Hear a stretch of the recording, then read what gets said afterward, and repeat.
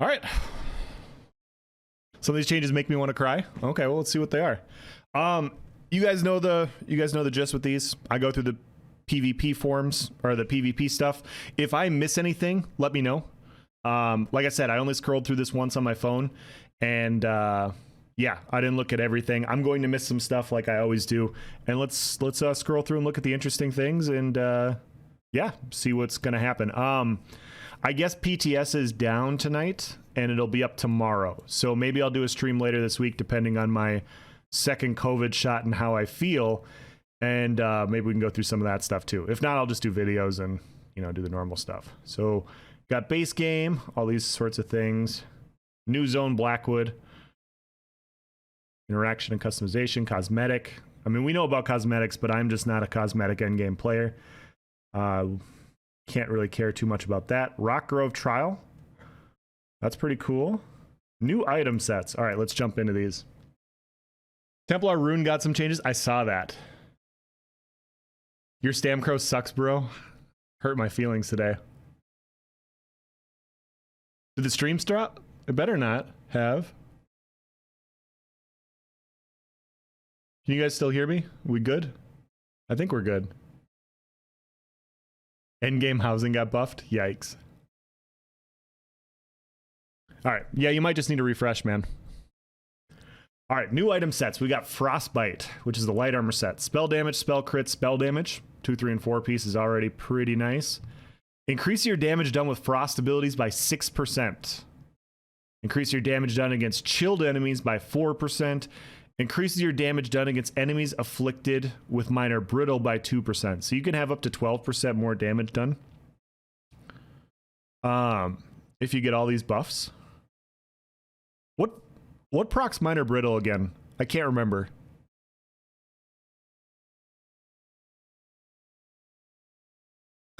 I'm getting trolled already. Okay. This doesn't look bad. I actually kind of like this.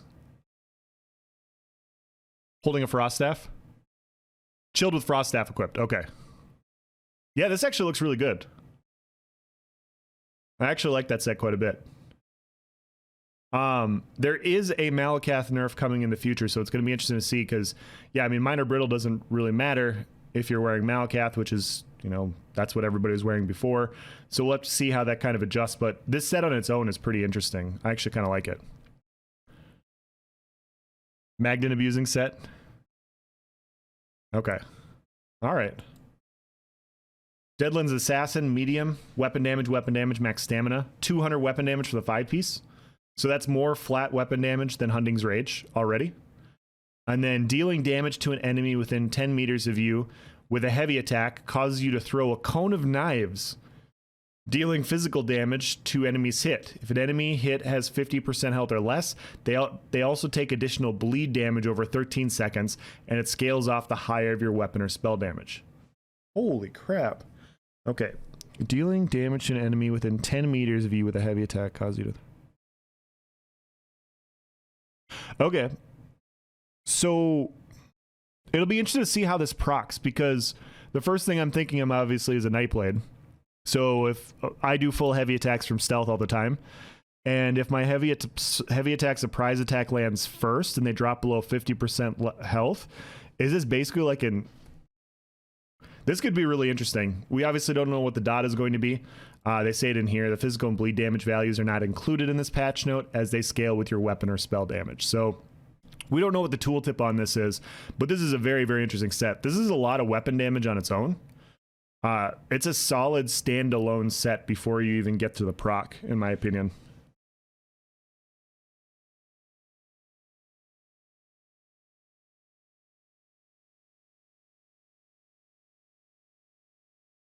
Is there no else even had your Discord named a minor brittle and don't know how it procs? Shame on you, imposter.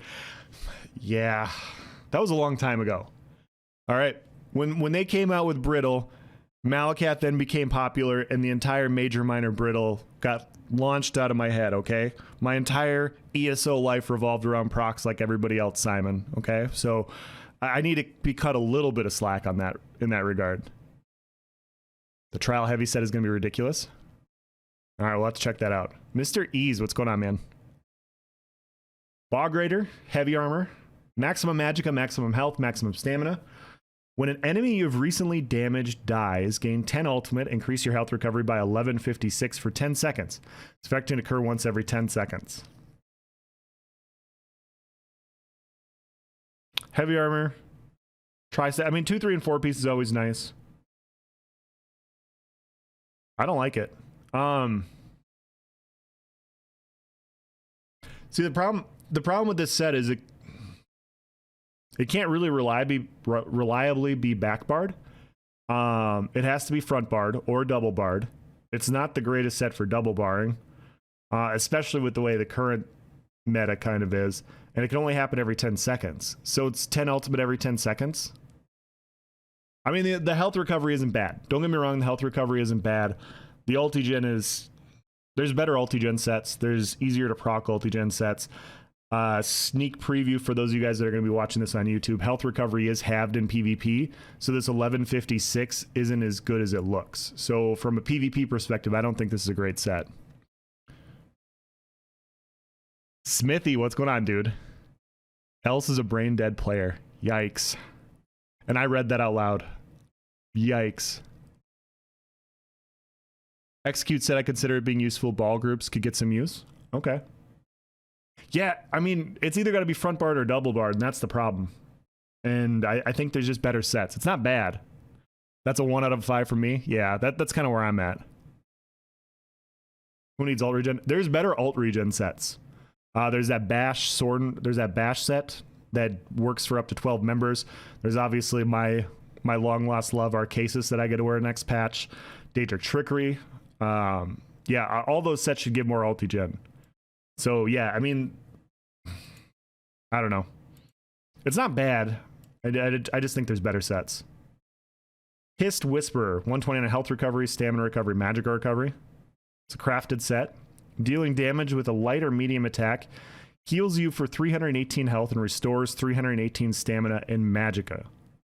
Light or medium attack. Dealing damage with a fully charged heavy attack, heals you for 636 health and restores 636 stamina and magicka. Is this going to scale? Trickery Gang, that's right. That's right. This seems really low, unless these numbers scale with your character. I don't know. Maybe Hissed Whisper is like more of a beginner set. Like more of a startup set.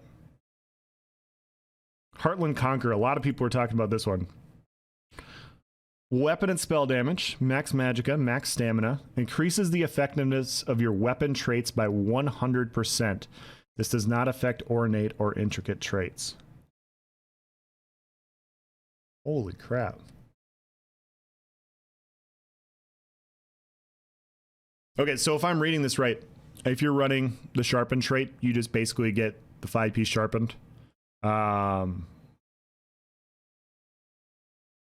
the best way to do this? Probably charged? Adept Rider Gang rise up. Decisive 110% to get ult. Oh, that's a good point. Yeah, backbar this. That's interesting. Decisive backbar to get ult. Interesting.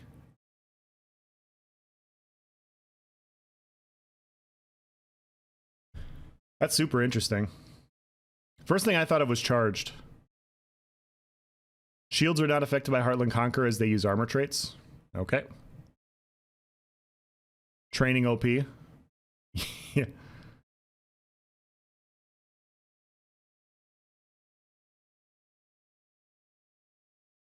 Heartland Torag's Pact infused. That would also be interesting.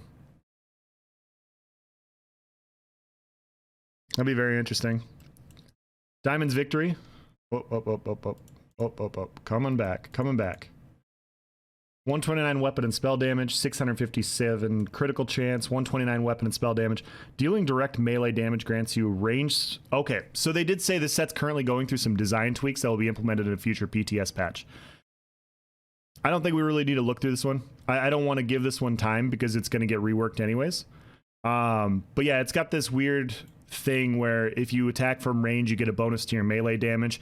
If you attack from melee, you get a bonus to your range damage. It really seems more like a bow 2H style setup. And even then, 437 weapon and spell damage. I don't know, man. I mean, there's better sets that you could run in your front bar. So I suppose you can back bar it and get the proc as long as you're a little bit slower on your bow bar. There's just not many builds to where you're going to be meleeing to get the range buff. So it's got to be probably the range to melee. And yeah, that's basically bow 2H builds. And oftentimes when you bow like light or heavy attack and weapon swap, you're weapon swapping faster than it takes the bow to get there. And so it's just going to be a little bit slow and clunky to run. So I don't think this is enough weapon damage. I don't think this gives enough weapon damage to what you're trying to do. I just think there's better sets. LTTG, what's going on, man? 437 plus 129 and 129. Yeah, it's not bad. Light attack on Mag DK Magplar before engage. Yeah, maybe with like a Resto staff. Like run a Resto back bar and have this as a back bar set. But even then, you can just back bar Clever Alchemist. You can even back bar Burning Spellweave. I don't know. I mean, this is crafted, isn't it? So it's nice that it's crafted. So I'm going to infuse weapon damage enchant on bow and stack it with the back bar whenever you proc enchant. Yeah. Yeah, that's not a bad idea. I'm not saying it's bad. I'm not saying it's bad. It's just, it's a very specific setup. And for that setup, I think there's a few better options. As far as like overall burst goes. Trial, Basse's Mania, Light Armor, 129 spell damage, Minor Slayer at all times, increasing your damage to dungeon, trial, and arena monsters by 5%. Spell crit, 5 pieces spell damage for perfected only, and then increases your damage done to non-player enemies by up to 15% base. We don't care about non-player enemies, so we're not going to talk about that one anymore. I'm just kidding. That one actually looks interesting for like trials and stuff, but yeah. Sorry, trial people.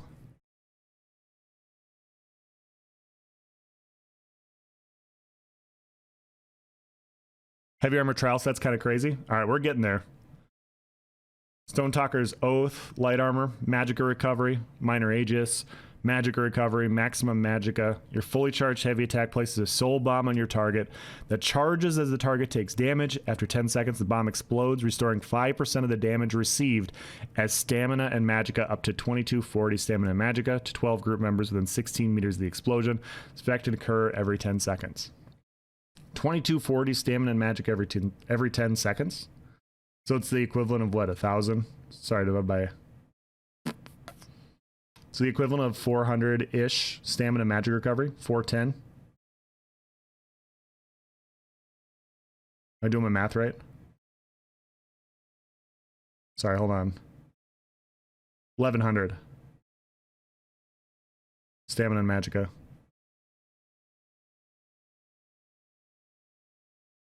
It's not bad. Scale of enemy resist, so not good for PvP. Yeah. Yeah, plus your entire group needs to kind of be coordinated to get that bonus off of one person. If you have that many people hitting one person, they should be dead anyways. Soulzone's Torment, medium, weapon damage, Minor Slayer, weapon crit, weapon crit. When an enemy you recently damaged dies, they leave behind a Vengeful Soul for 6 seconds. You can only create one Vengeful Soul at a time. Touching the soul increases your weapon critical by 2160 and your critical damage by 12% for 30 seconds. That's interesting. That's an interesting set. All right, so here's the trial heavy armor set. Max Magicka, Minor Aegis, Max Stamina. When you cast an ultimate ability, you and 11 group members within 28 meters of you gain Major Force for 21 seconds, increasing your critical damage done by 20%. This effect can occur once every 30 seconds. That is interesting. When you cast an ultimate ability, you and up to Major Force for 21 seconds.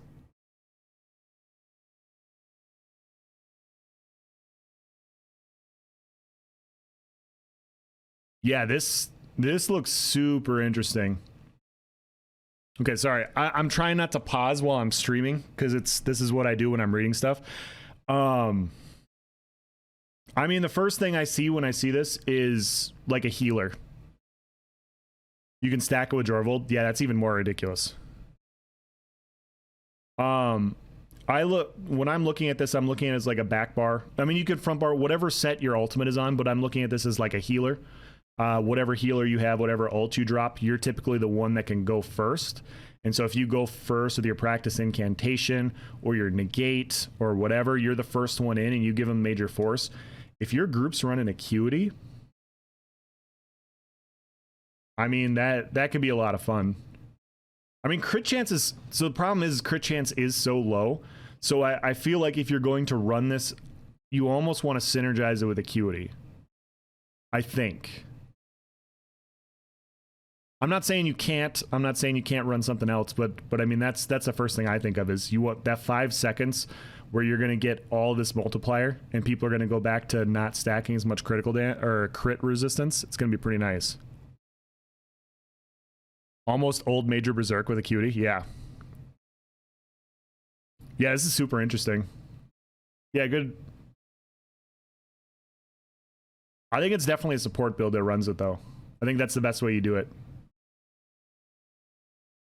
Like whether it's your healer or you have like a negate tank or whatever, I think they run it first. Nephis thought this major force set will be nerfed. I could see that. 21 seconds of 20% more critical damage is a long time.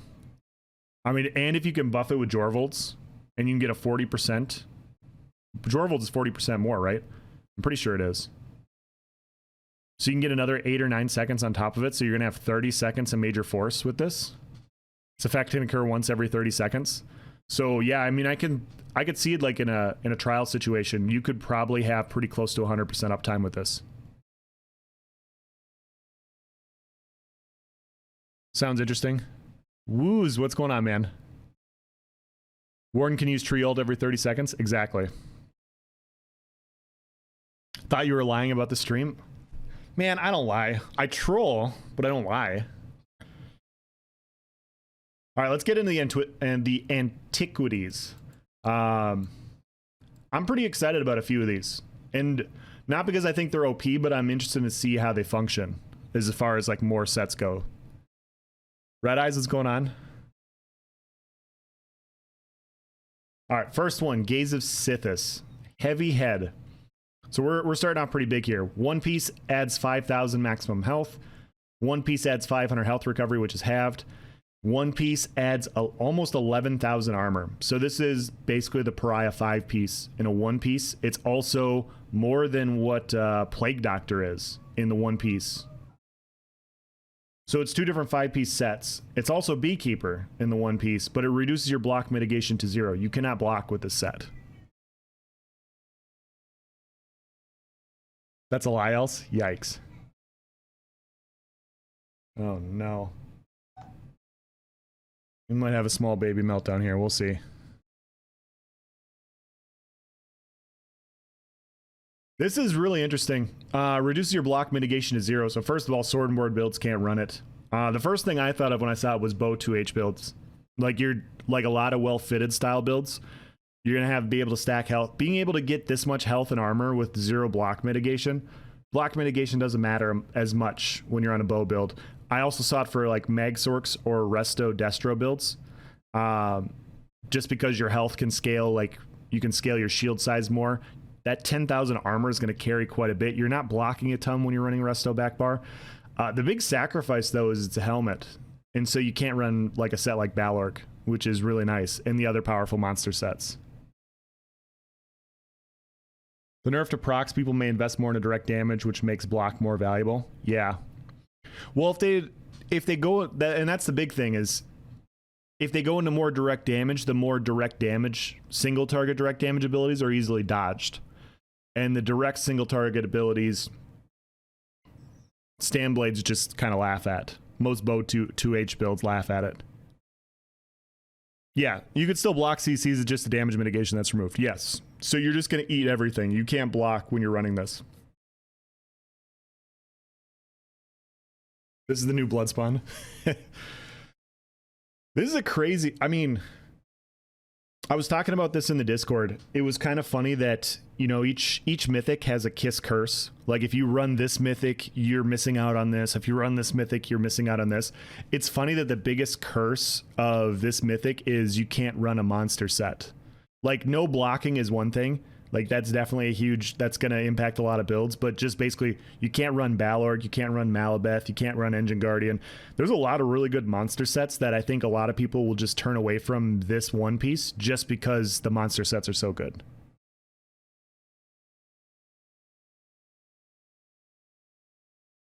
Please no more tank shit.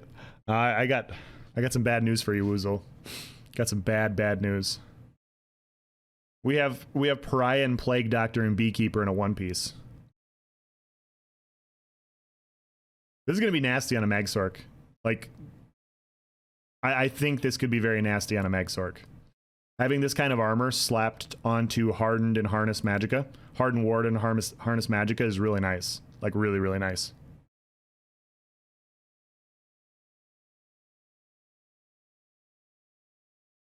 But then you can't run Tonal Constancy. You can't run Engine Guardian. Yeah, there's some sacrifices there. Who needs block with Streak Shields and Resto? Exactly. Exactly. All right, here's the one I'm interested in. Harpooner's Waiting Kilt. First of all, it's a kilt, guys. It's not shorts. It's not pants. It's a kilt. Real men wear kilts. Dealing direct damage grants you a stack of Hunter's Focus for 1 minute, up to 10 stacks max. You can only gain 1 stack of Hunter's Focus per second.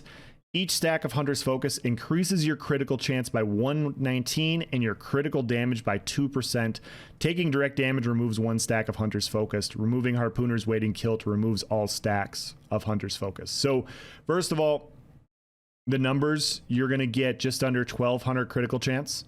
Which is what, 6%? So it's 6% more crit and then 20% more critical damage with wearing this kilt when it's fully maxed.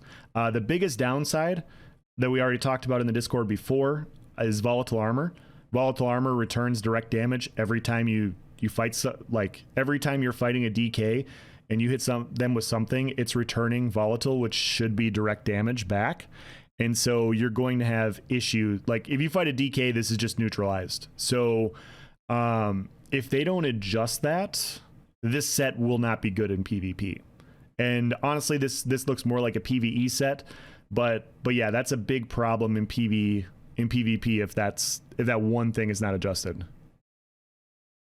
Malcolm's gonna have a field day with that, I bet. Call to Veil, thank you for the follow.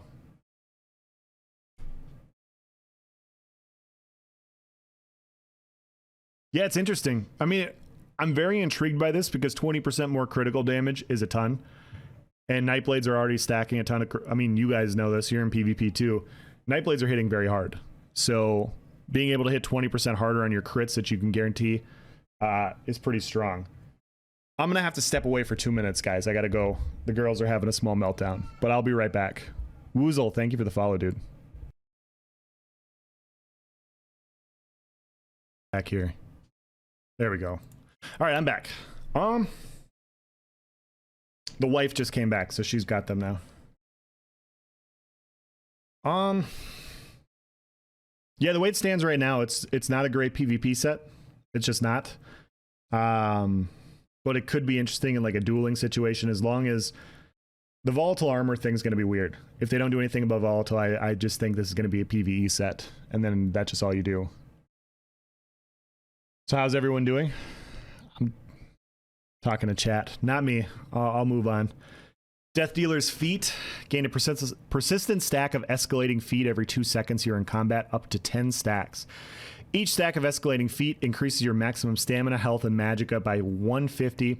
You lose a stack of escalating feat every 4 seconds you're out of combat. This one is interesting. So you get up to 1,500 stats of each stat while you're in combat, which is nothing to scoff at. It's not that this is bad. It's just that I think that there's better mythics. I mean, if this was more max stats, like if this was in more of like the 2,000 range, So when you're in combat, you jump up to like 2,000 of each. I think then you could make a case that this could fit on some builds. But 1,500 with the other mythics out there, I don't know. I probably wouldn't run it.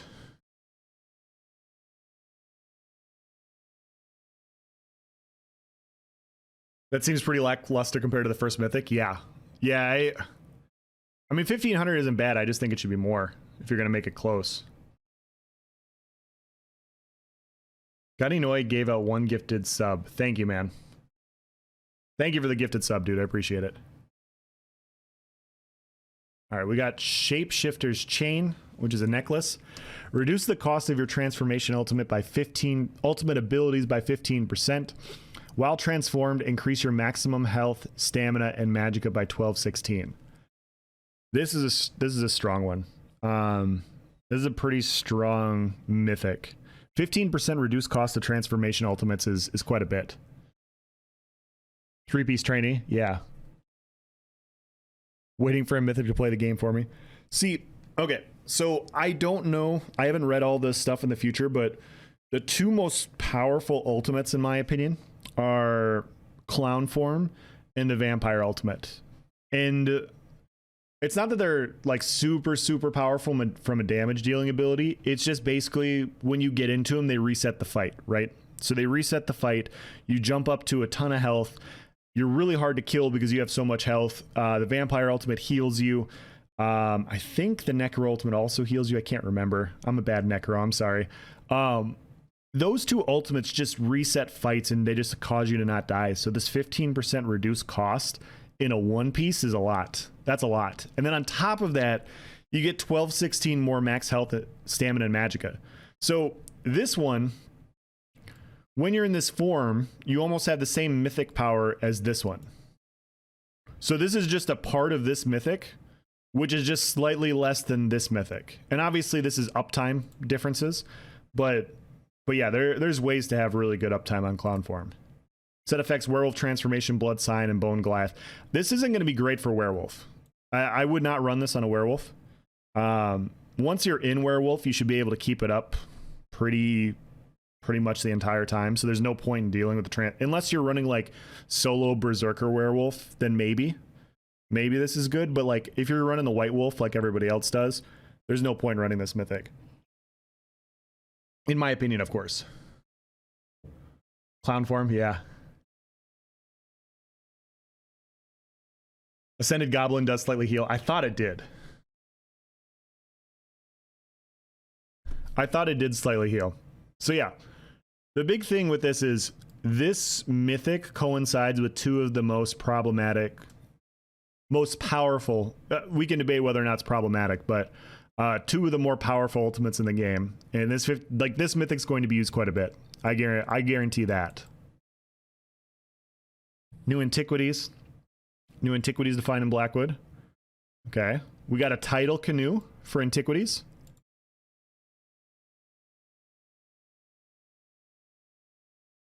New collectible outfit styles. There we go. New achievements and titles. New dies. New motifs. Base game. Ability bar timers. Inspired by the popular PC add-on, Action Duration Reminder, a new setting has been added to the combat settings menu for ability bar timers.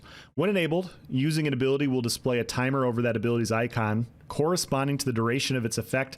This includes abilities cast on enemies as well as friendly targets. You can also enable timers for the back bar, which will display smaller timers for abilities on the ability bar that isn't currently active. These options are available in both the keyboard and the gamepad UI and are off by default. So what this means is everybody that's upset about PC players having the game play the game for them and telling them when to rally and telling them when to activate vigor and all these other sorts of things, ZeniMax has decided that that is in fact not cheating like the other 90% of the population, and they have given it to everybody in a much nicer form, I guess. We'll have to check this out. So yeah, this is a pretty big change. It's going to be really nice for... I have run Action Duration Reminder. I will say some of it is a little bit annoying for me, especially like when you have like the rally going. Every 5 seconds you're getting the ding for rally. It's really annoying to hear. But to each their own. If you want it, it's there, which is pretty cool. This is apparently what broke the PTS. Been asking for the timers on console for a while now. Nice little quality of life change. This is a huge change. Some console love via ZOS? Yes. PC's still hacking? I agree.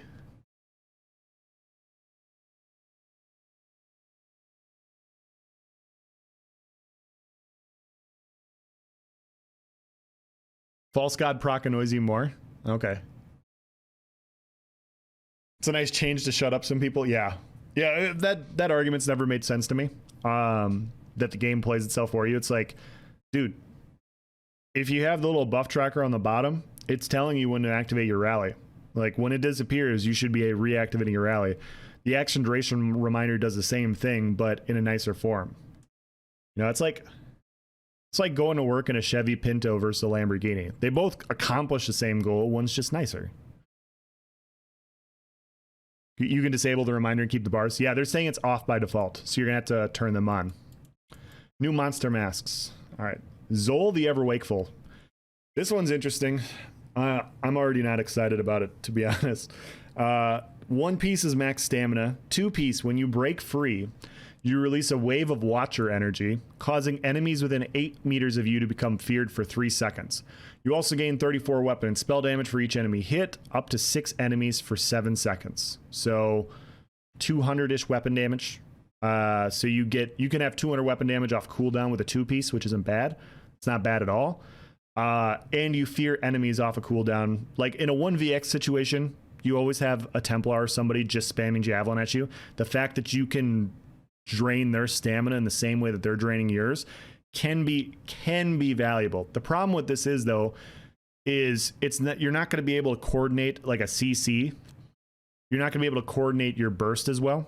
So popping off a CC in order to burst somebody down isn't going to work as well. Since you're running this, they're going to be like every time you're off of CC immunity, they're also off of it or on it. And so for that reason, I think it's not going to be great in most situations. However, fighting it's going to be really annoying. Like it's going to be really annoying. Like you CC somebody, you go to burst them. If they break free, they're going to interrupt your burst. Like it kind of look at it the way Arctic Blast functions.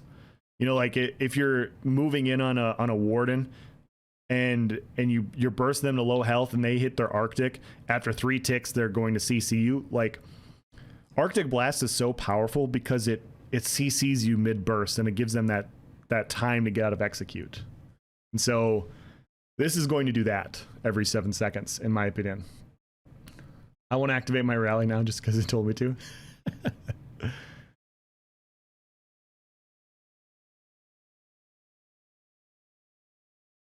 He doesn't know about Arctic. I do. I'm just pretending I don't. Yeah, this CC break set it's gonna be frustrating to deal with. Pack some immovable pots is all I'm saying. It's gonna be interesting for some classes that don't have good CCs or that aren't running good CCs.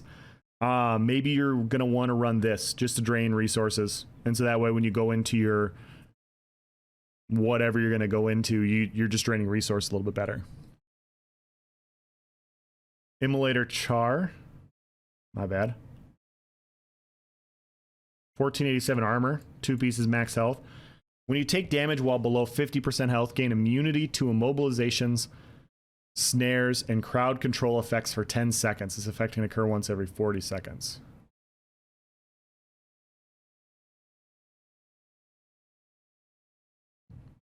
Wow.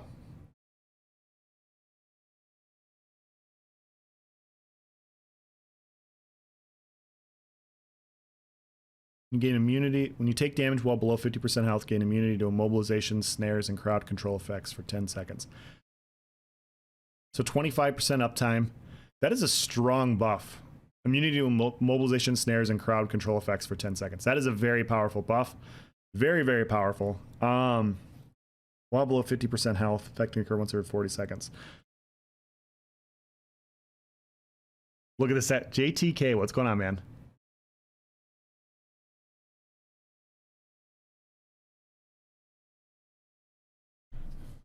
Sorry, I'm just looking over the set. When you take damage... Okay, so the 50% modifier it's fine. when you're 1vxing, you're going to drop below 50% on a, like you take a DB, whatever. This is going to allow you to escape. The biggest comparison I can make to this set is the Mythic boots. And the interesting thing about running the boots that I found was the amount of sustain that I had running them. Because it means I wasn't running shuffle, I wasn't running race against time, I wasn't running for, you know, different other abilities in order to get these things. I just had it all the time, and that was at the sacrifice of not being able to sprint. That is a very, very powerful buff. But yeah, 10 out of 40 seconds doesn't seem like it could be worth it. I mean, I'll definitely be trying it, but 10 out of 40 seconds seems a little long, just a little bit long. Especially considering you have to drop below 50% health to get it. It's interesting. It's interesting. Clown boots don't give CC immunity. That's true. That's true. Yeah, no, I agree with you. I'm just stating that the closest thing to that, to this, is the boots. And the big thing about not having to CC break, not having to cast shuffle. Yeah, my point is just those 10 seconds of not having to cast those abilities is really, really nice. So this could be a very nice recovery set, like being able to recover from getting bursted or kiting around, whatever. Like this, you're going to notice this capability in your sustain more than anything, in my opinion. It's nice for resetting a fight. Yeah. Yeah, it's definitely interesting. I'm definitely going to try it out.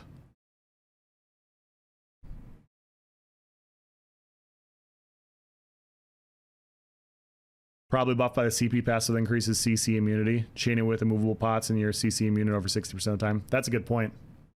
That's actually a really good point. I forgot about the CC passives.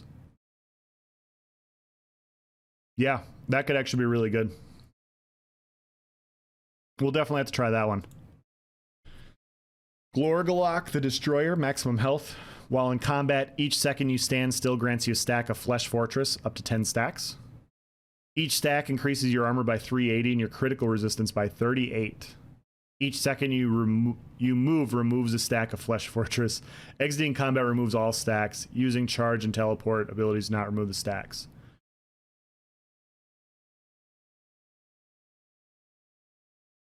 Okay, so what are you getting? So 10 stacks, 3,800 armor, 380 critical resist by not moving. Yeah, this is not good. This is not a good set.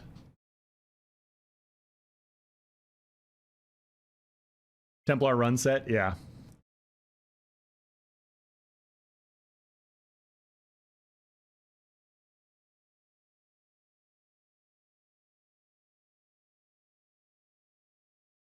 I don't think this is a good set at all. Like the buff that you get is 3,800 armor and 380 critical resistance for 10 full stacks. So you have to not move for 10 seconds in order to get this. And so the buff is like next to nothing. Yeah. I didn't like how this works. So I'm just gonna say this. When I read this stuff on Friday and I saw what some of these sets were going to do, I don't like how sets function like this. By doing nothing, you get something.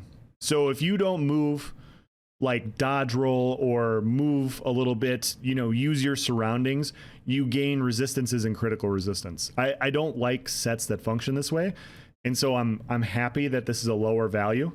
I was actually very concerned that this was just going to be one of those like gain 20,000 armor while not moving, like up to 20,000 armor for doing nothing. And yeah, that was going to be really annoying. Yeah, I don't see a point for anybody to run this, which is great. I don't think a set like that is... I don't like sets like that, like at all. Set is Dudo. Doo-doo? Yeah.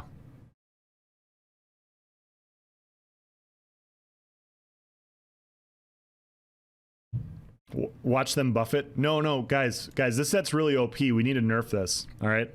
So we need to get this nerfed further. So it should happen every 2 seconds because it's too much the way it is right now. Just way too much. Hopefully that works. New tutorial. Okay. New homes. Housing editor. Major Gallop is currently applying to toy mounts. Well, absolutely hilarious. This is unfortunately unintended. No! No! Oh my gosh, I was in such a good mood. Why would you do this to us? It's a mount. Why can't we go fast? People that ride toy mounts are people too. Oh man.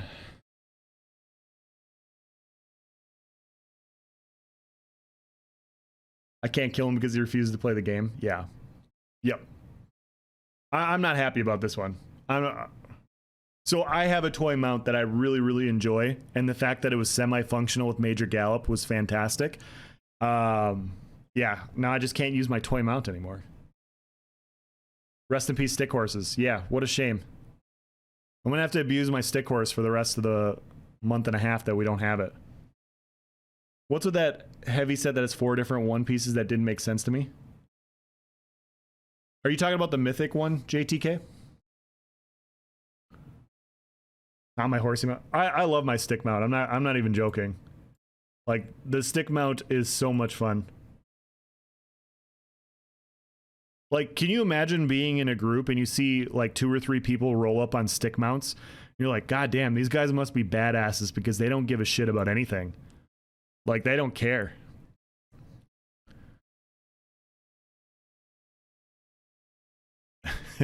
Thank you for the 100 bits, Adia. Yeah, I'll go back to that, JTK. I'll go back to it in a minute. Basically, it was giving you all 3 stats at the cost of no block mitigation. So if you tried to block, you were still going to eat the same amount of damage. So it's real. That mythic would, I think, is only really functional on like Resto Destro builds or Bow 2H builds that don't block a ton. Companions. Oh wait, hold on. We didn't go through the abilities. My bad. The abilities that underwent changes to area of effect adjustments currently do not respect the standard target cap. Okay. Activating the synergy from Necrotic Orbs or its morphs will cause the orb to tick an extra time when activated. This is not the boom we are looking for. Budding Seed's secondary heal can sometimes double fire. Oh my gosh, nobody tells Snuff about Budding Seeds. He's going to lose his mind. Yeah, it seems like a very strong mythic. Agony Totem synergy can sometimes become unavailable if recast early. Bone Totems and Morph Sphere will currently apply to Justice NPCs, even if Prevent Targeting Innocence is turned on. To be fair, summoning an effigy of Bone in front of Innocence is still pretty messed up. Okay. Bone Totem and Morphs are currently fearing immediately rather than waiting for their listed delays. Oh, so Bone Totem's functional? I didn't know Bone Totem was fearing immediately right now. Like, that actually makes it usable. No, don't go back.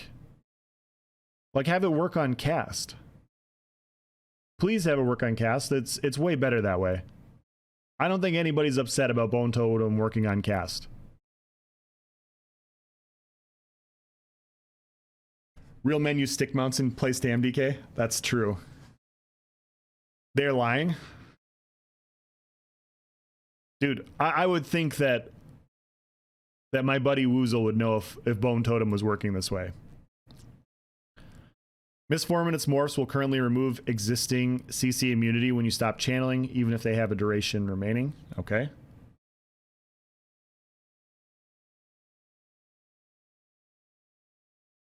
Companions. That's other stuff. We don't care about companions right now. UI. Ability bar timers.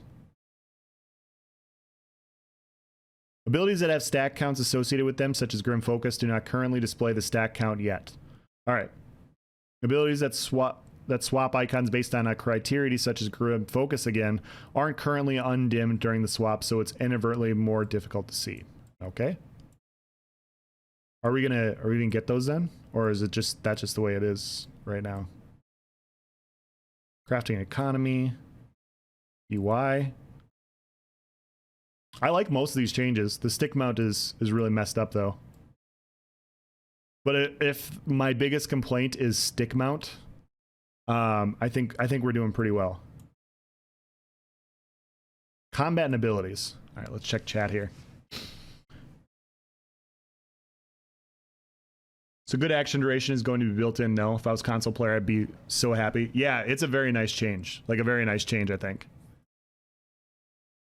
All right, let's see what we got here. Reduce player group size limitations from a global maximum of 24 to 12 in all activities rather than only in Cyrodiil and Trials. Okay.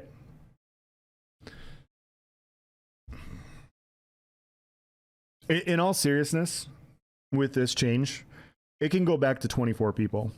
Like, if you're going to allow Alliance cross-healing, why not just have 24 people? Like, there's no difference between 12 people running in a group where there's 12 people listed and 2 groups in guild chat talking to each other, all running grouped up with each other. It's all the same thing. And so, it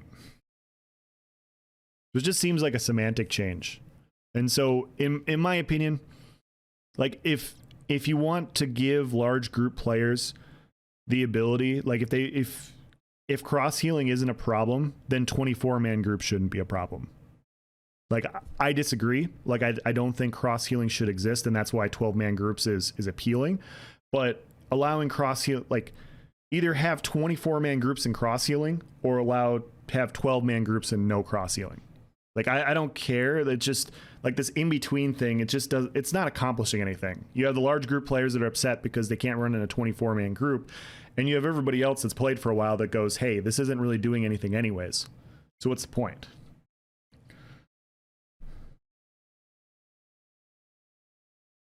So, yeah. That's just my opinion, though. Yeah, either up it to 24 or remove cross healing. One or the other, in my opinion. Fix an issue where a target could occasionally appear to have died twice in combat logs. Okay. Fix an issue where some abilities that turn into new abilities in conditional situations could not be used after activating, such as Brutal Pounce or Blighted Blast Bones. That's fantastic.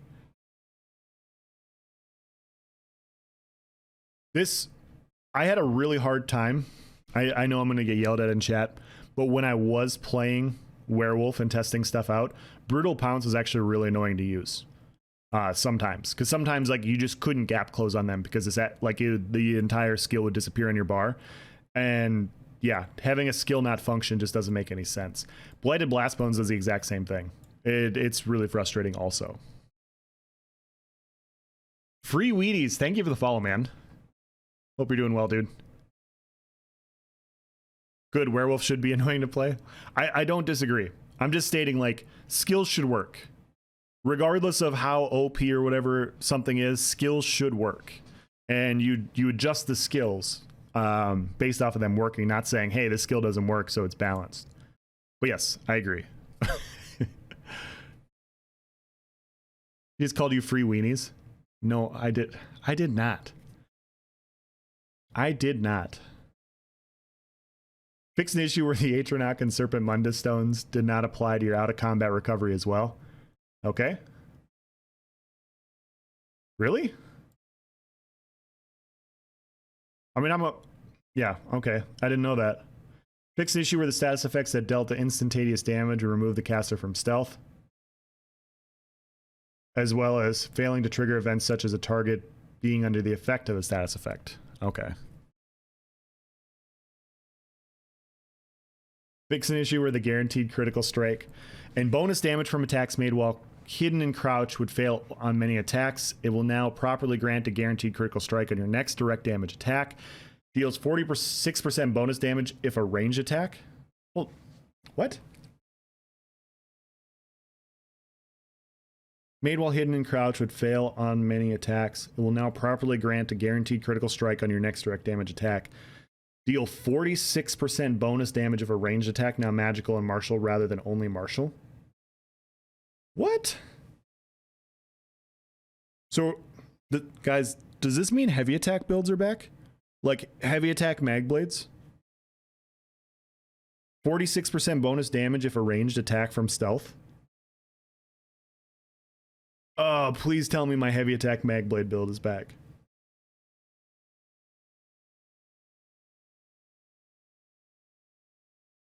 %46 is a lot. 275% bonus damage if a melee attack, and stun the target on martial or melee attacks. Okay. The bonus critical damage is still reduced significantly, and these values are their original versions. Okay. Oh, it's their original. Okay, this is already what the values are. Okay, never mind. Fix an issue where many sneak cost reduction bonuses were additive instead of multiplicative. Okay. Fix an issue where some synergies were occasionally not prompting you to activate them until you left and re-entered the area if your cooldown for the synergy ended while you were already inside their area. Yeah. Another reason I don't like synergy Magcro. I just... Yeah, I knew I had my synergy up and it just wouldn't cast and I had to back up and then come back and yeah, just annoying. If there isn't a werewolf buff or a snipe buff, these are fake patch notes. Well, there's a monster set that buffs werewolf. Does that count? The new mythic is really good for werewolves, in my opinion. The following abilities will now deal purely bleed damage. I hope you're doing well, Free Wheaties. Pretending I didn't hear. Yeah. Sorry. Sorry, Woozle. Following abilities will now deal purely bleed damage rather than physical damage or a mix of physical and bleed damage. So these are all bleed damage. Bloodthirst, Morpha Flurry, Carve, the Morpha Cleave. Cutting Dive is now bleed. Okay. Pounce and its morphs. Trap Beast and its morphs. Twin Slashes and its morphs. Okay, so dual wield is kind of functioning in bleed damage. What's the name of that set that buffs bleed damage by 20%? What's the name of it again? You might actually be able to make a bleed build now.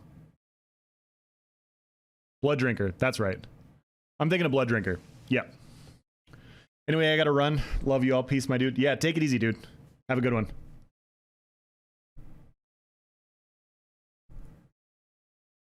Oh, we got changes too? Okay. Okay. I was gonna say a bleed build with 20% with Blood Drinker is actually pretty disgusting.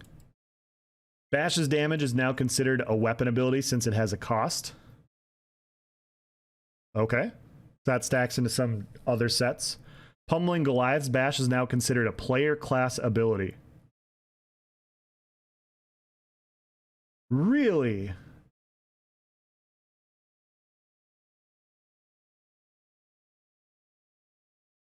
Pummeling Goliath is now a player class ability. So that means when you're bashing, so that should coincide with like High Elf, the High Elf passive.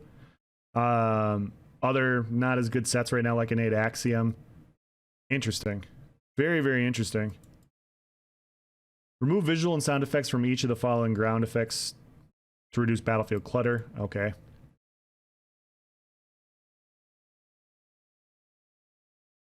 The following abilities have received significant adjustments to how the server handles their behavior, reducing messages sent between the client and server and reducing the total amount of area of effect events occurring.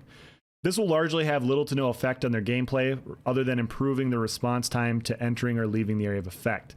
In some rare cases, it will reduce the interaction with sets that proc off application of buffs or debuffs, since you will no longer repeatedly apply these effects to large inside the area every tick, but rather for the duration the target is inside the area.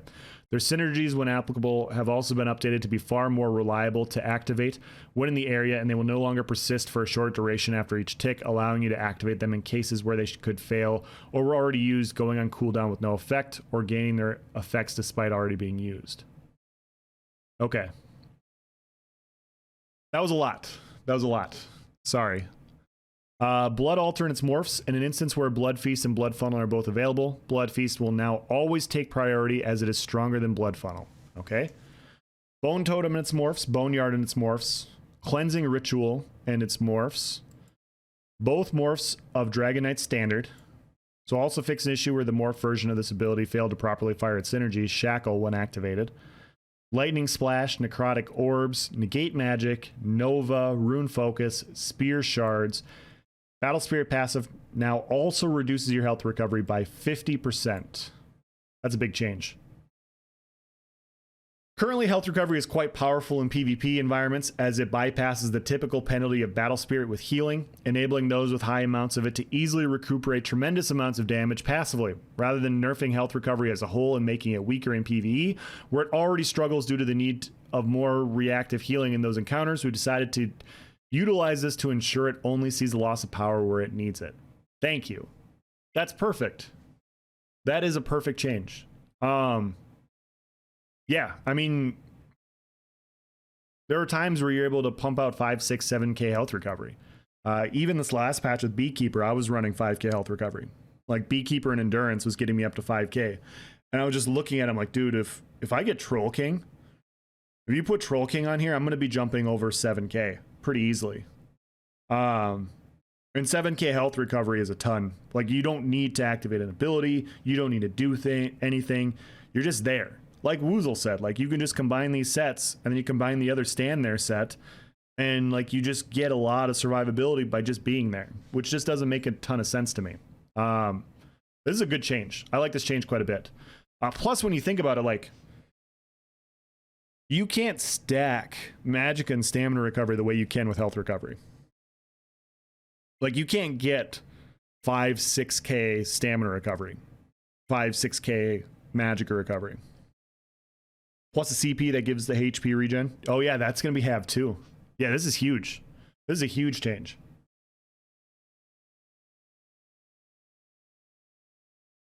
It's going to move more people towards vampires. But yeah. I like this change quite a bit. Are you going to put this up on YouTube for us that missed most of this? Yes, I will, Nalanka. I'll be putting all of this in its entirety up. And then I will also be doing like a Cliff's Notes video. So that if you don't want to listen to the whole thing, yeah, we'll just have the nitty gritty for everything.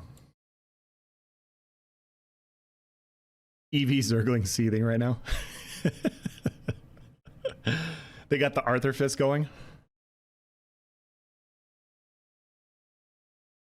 Yeah, they just made a ton of good health recovery sets. Like Troll King was always really strong. Troll King was always strong. Still is strong. And then they're like, you know what, we're going to come out with Eternal Vigor, which is also really strong. And then they're like, you know what, Eternal Vigor is nice, but have you heard of this set called Alessian? And yeah, it's just slowly escalated and gotten to a point to where people just don't really have to do a whole lot, and they don't really die. So I like that change. Buffs and debuffs, minor lifesteal and minor magic and magic steal. Both of these effects have received significant back-end adjustments to how they operate, fixing many cases where the caster of the effect would change contexts. Okay? They now are considered to be sourced from the caster of the effect rather than the target of the effect.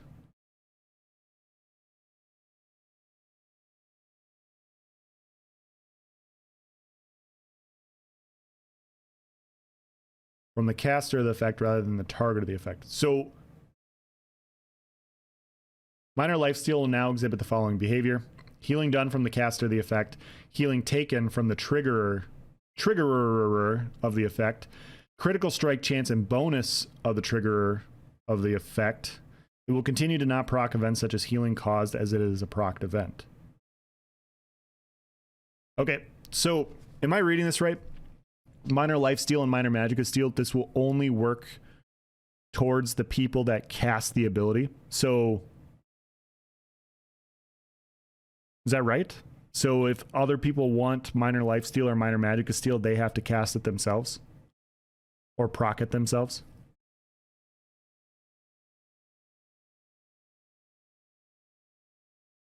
The new mythic gives 500 health recovery, doesn't it? Yeah. Where's Stam Whip? I know. That's an interesting change. I don't fully understand it reading it right now. We are an hour in, so my brain's starting to melt a little bit, so that could be part of the problem. Dragonite, Draconic Power, Dragon's Blood. So Coag, fixed an issue where this ability appeared to rank up in 1 second duration per rank. Reduce the cost of this ability to 3780 down from 4320 to add an improvement to the morph rather than just changing its functionality. This is a great change. Dragonite abilities cost a ton. And no matter... Sorry, I'm going to get on my mini soapbox here. There have been a lot of changes that have happened And it's not a big deal. It really isn't. But there's been a lot of changes that have happened. And you see people complain about how PvPers get stuff nerfed. The entire Dragon Knight skill line that has seen increased to cost of abilities for like the last year and a half has all been because of PvE. Because a long time ago, they did a ton of damage. They could sustain super well.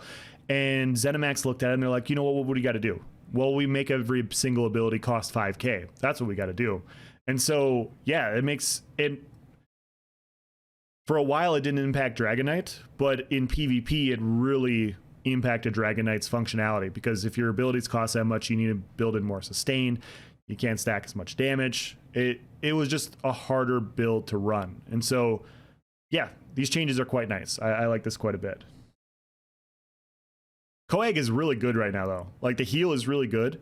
Reducing the cost is a nice little change.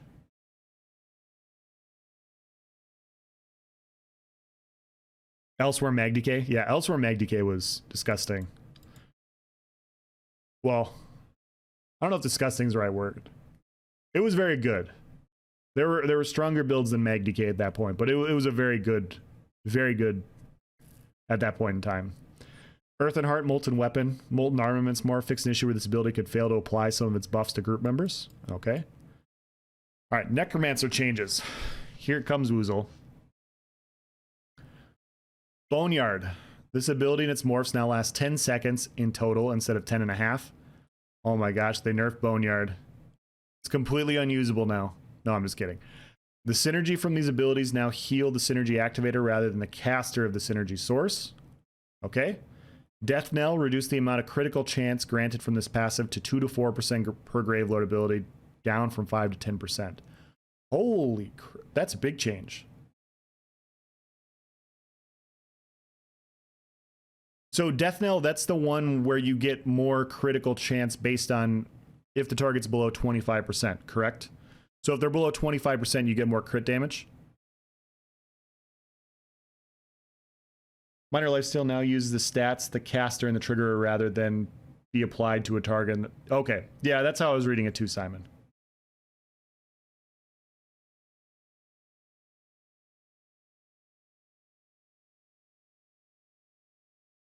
This is a pretty big change. Like, this is a pretty substantial nerf to finishing power.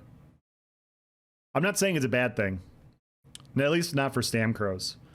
For Mag Crows, yeah, you don't have an execute. Like, this was part of your execute damage. Getting somebody to low health, like, you were just going to crit a little bit more and finish them. And they reduced that quite a bit. Interesting. DK mains hide in the shadows. Edge Freak, what's going on? Bone Tyrant, Bone Totem. Reworked the base operations of this ability's rank up progression to result in the same values at rank 4, but with less decimal places along the way. Okay. Agony Totem, the synergy from this morph, Pure Agony, now has a 6-person target cap rather than hitting unlimited targets. That's too bad. Fix an issue where the final tick of the synergy's damage is not amplified its own minor vulnerability source. Fix an issue where the damage also caused hit reactions despite being a damage over time effect. Okay. Okay. I mean, not huge changes to Necromancer. I think the only big one worth mentioning is the Death Knell change. Which is not nothing, that's for sure. Nightblade changes, we got one. Dark Cloak. Reduce the healing from this morph by approximately 5%. Why? Why? How does Dark Cloak heal too much? Why is this getting nerfed? Like, is there some sort of secret box where I can click and see where they're giving them a burst heal? Can I click this little circle and it'll say also getting a burst heal so you don't have to spam 10,000 hots? I mean, it's 5%, so it's not much, but I've never run across a Dark Cloak build and then been like, oh man, that Dark Cloak's healing for way too much. Like, what does Dark Cloak heal for? Like maybe 1,000 if you're running Trickery? I'm sorry, I haven't ran a stand-up Nightblade in a while. Isn't it only like maybe 1,000 to 1,200 that you're getting off of this heal?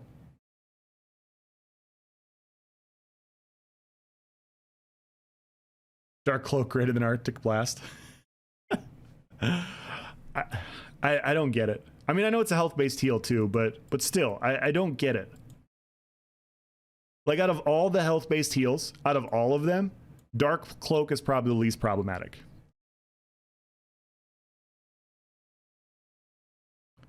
Thank God they nerfed this. Oh, man. Yeah. Dark Magic. All right, so negate magic. The morphs of this ability now tick every 1 second instead of 500 milliseconds. Okay. That's a pretty big change. Increase the potency of their ticks by 103.3% to ensure that the DPS heal per second remains almost the same, as well as fixing an issue where their values were missing ranked up or progression built into them. Okay, never mind. It's not a big change. Scrolling combat text now properly displays successful silences with these abilities. Okay, so they just maneuver the numbers. Okay. Bolt Escape, Ball of Lightning. This ability's projectile absorption now operates more closely to Spell Wall or other abilities that deal with absorbing, deflecting ranged attacks. This should fix a few issues where it could absorb attacks it shouldn't have been able to. Okay. Any more secret adjustments to Ball of Lightning? Nope. Mage's Fury, fix an issue where the execute components of this ability and its morphs were missing rank up progression. Each version of the ability will gain a total of 3.3% damage for the execute single target and area of effect component. Okay.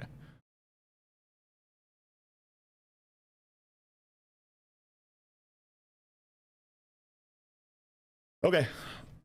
So far with a lot of the changes, it's not a whole lot. I mean, nothing really big for really anybody. I know Templar got some big changes, so I think this is changing right now. Spear Shards, Luminous Shards. This morph synergy now restores full resources for the magic and stamina granted, rather than half of the off stat granted. Okay. Dawn's Wrath, Eclipse, Living Dark Morph. This morph now scales off your max health or spell damage, whichever results in a higher value, rather than a mix of spell damage and max magicka. Templars currently have very few tools that they can use as tanks, so we've opted to utilize a unique scaling method here to ensure the ability they can be utilized by both defensive and offensive builds. Okay. So health-based healing isn't a problem in PvE. I totally get that. But once again, this is just adding another health-based heal in PvP that I don't think anybody really wants.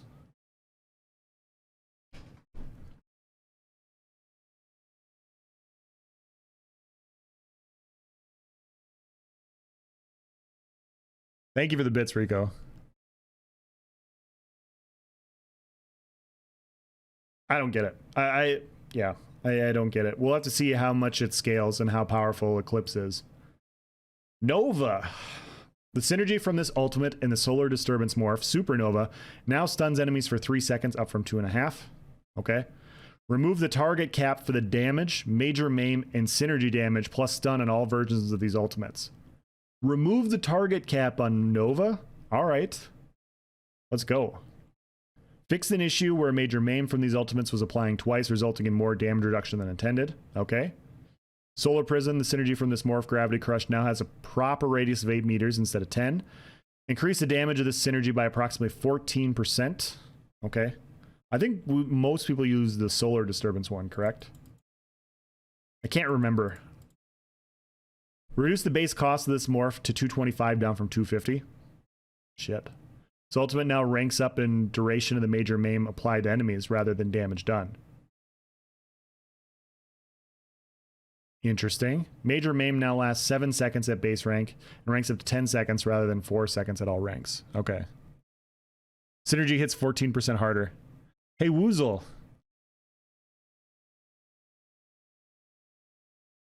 Do I need to get my Magplar ready? Is that what's going on right now? Let me get some shoo going. Those are nice changes. Those are really nice changes. Cleansing Ritual. The synergy from this ability and its morph no longer requires you to have a negative effect on you to activate. Okay. Rune Focus. Increase the base duration of this ability to 17 seconds, up from 14 seconds. Okay.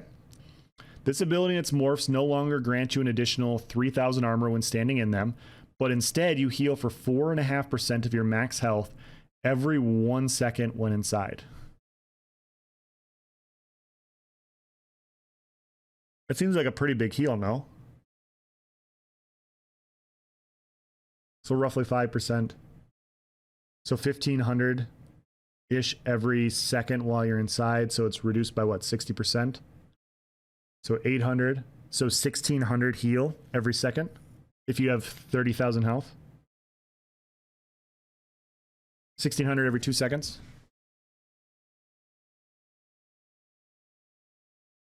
Dude, you throw Nova on and I work for you? All right, sounds good.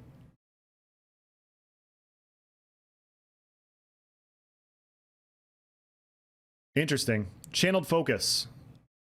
This morph now increases the duration of the ability and continues to rank up in duration, ending at 25 seconds up from 20.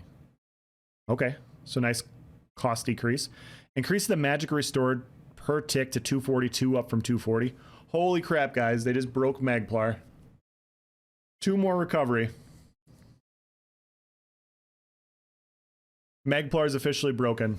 They have 242 magic restored instead of 240. No, the increased duration is actually quite nice. I'm just joking around with this. This is probably their standardization stuff. Restoring Focus. This morph now increases the healing done by 25%. What? Ranks up in healing done by 1.1% per rank rather than duration. Stamplars are going to have some nice healing. Increase the stamina restored per tick to 242 up from 240. Let's go. Reduce the base cost to 918 down from 920.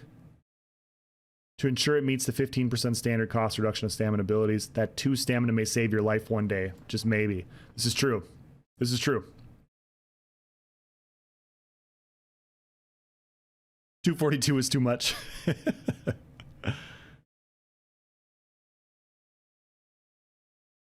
Yeah, this is definitely going to go back to like 240.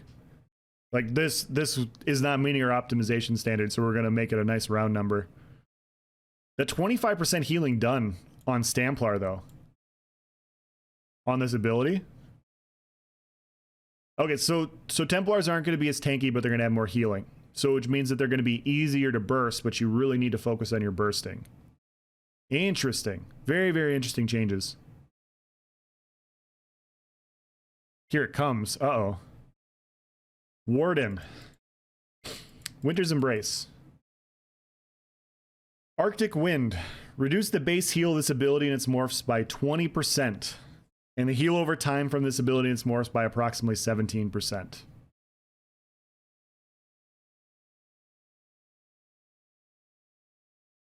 Is that where the heavy breathing was intensifying when we were looking at Warden? 20%'s a lot. Like, it definitely needed a nerf. 20%'s a lot. That's a huge change. I'm not saying it wasn't needed, because something needed to be done. But yeah, this is more of a functional. Makes the heal more functional for tankier individuals, not damage dealing individuals. All the wardens went necro now. Yikes.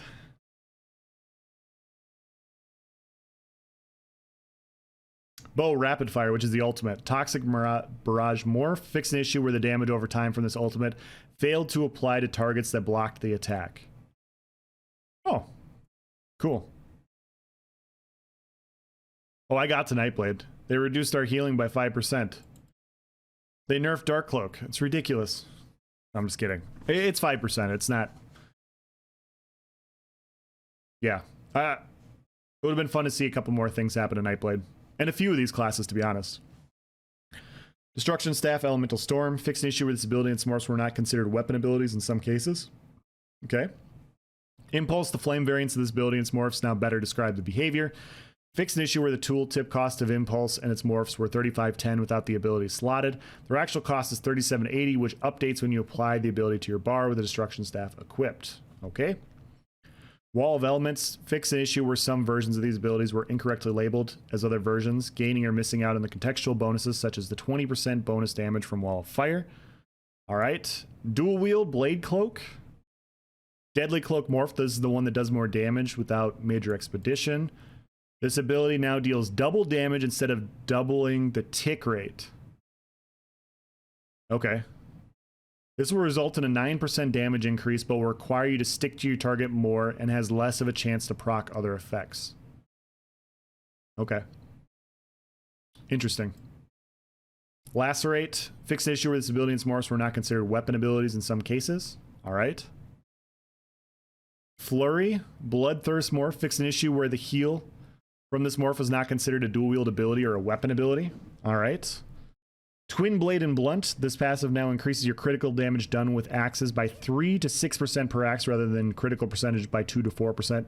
This is a good change. Axes were behind swords and maces, so buffing this made a lot of sense. Axes needed to be brought up a little bit, so we'll have to compare that.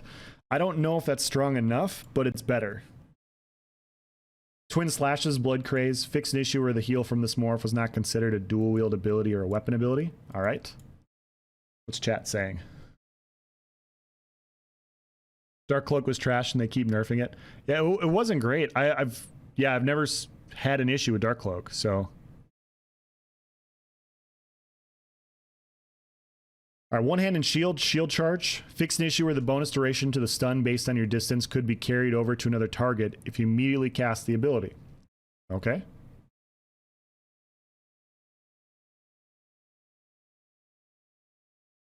Restoration Staff, Blessing of Protection. Fix an issue where this ability could force you to cast the ability in directions that were not where your cursor was pointed. Fix an issue where the visuals from this ability and its morphs lasted longer if you had the Dark Veil passive unlocked. The light shall no longer try to flush out the dark when unintended. Okay.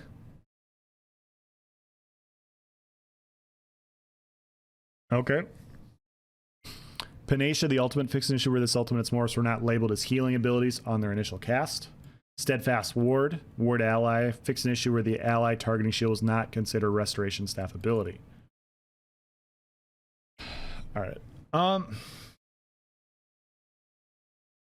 So I did the changes to axes. I'm going to kind of speed through this because these are the more boring ones. To be honest, like the weapon changes are just... Yeah. So the axes now increase your critical damage. Same thing with dual wield. The 2H axes, instead of 4 to 8%, you're up to 6 to 12%. Reverse Slice, they changed how Reverse Slice is worded. Apparently it wasn't counting as a two-handed ability on the splash damage. Momentum, Rally. Fix an issue where this ability's initial cast is not considered a heal in some cases. Alright. Made numerous improvements to this ability, stacking heal bonus to reduce cases where the bonus would heal would remain or be lost in cases where it shouldn't. Okay.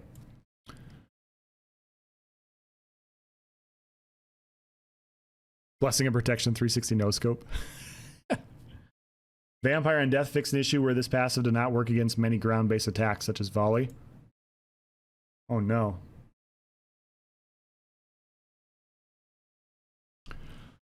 Alright, take a drink of water here.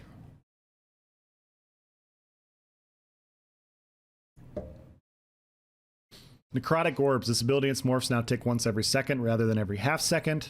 Increase the damage per tick of this ability and Mystic Orbs morph by approximately 16%.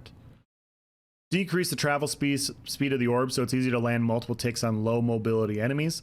This will be an overall DPS loss, getting these abilities closer to other AoE dots and power. Note these will still be stronger than most other dots due to having a higher variance of performance, especially in high mobility in encounters. Alright? Fix an issue where the AoE size of the synergy from this ability and its morphs were 7 meters instead of 8. Okay.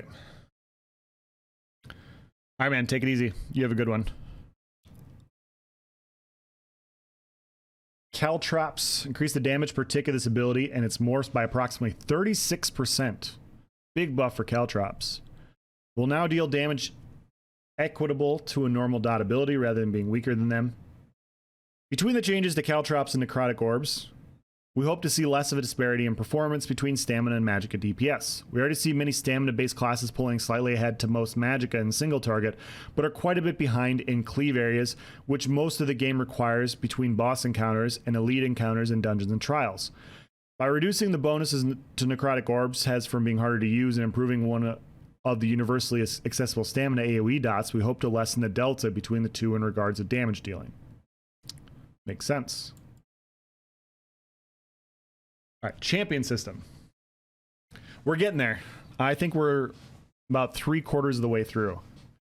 In response to the feedback that there's still too much vertical progression in the champion point system, we have further reduced the maximum number of stages for passive stars, non-slotted available. This will lower the vertical progression cap to 1560 rather than 2100 in the warfare tree, and 1626 rather than 2352 in the fitness tree.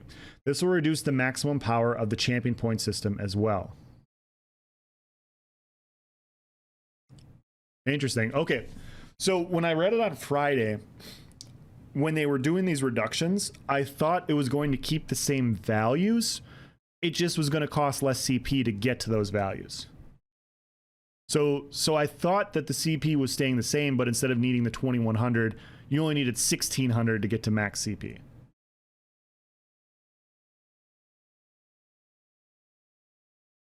I wasn't having an issue with the vertical progression. I didn't think that there was that big of a difference, to be honest. And I have like an 800 CP account on PC. I have 1600 on Xbox. I was running the same build. I didn't notice a huge difference in PvP. Maybe this is more of a PvE thing where you're taking more damage in certain areas that you shouldn't, and people were struggling in some environments where they weren't in the past. Maybe that's what's going on.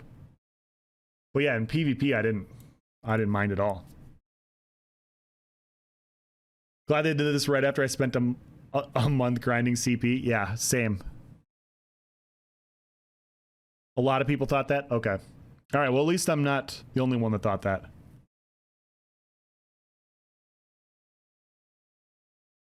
I knew this is what they meant. I tried to tell people it was a nerf.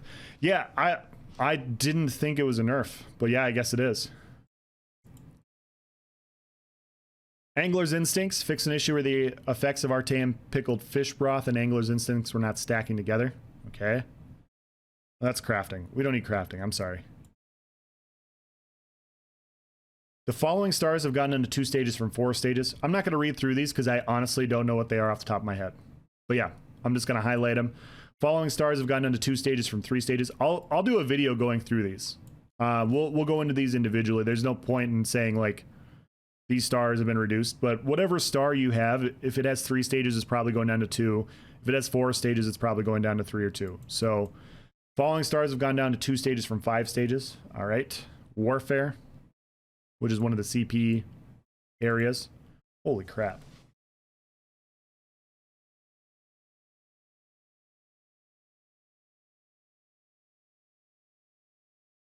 I was doing the same and a bunch of Facebook people attacked me.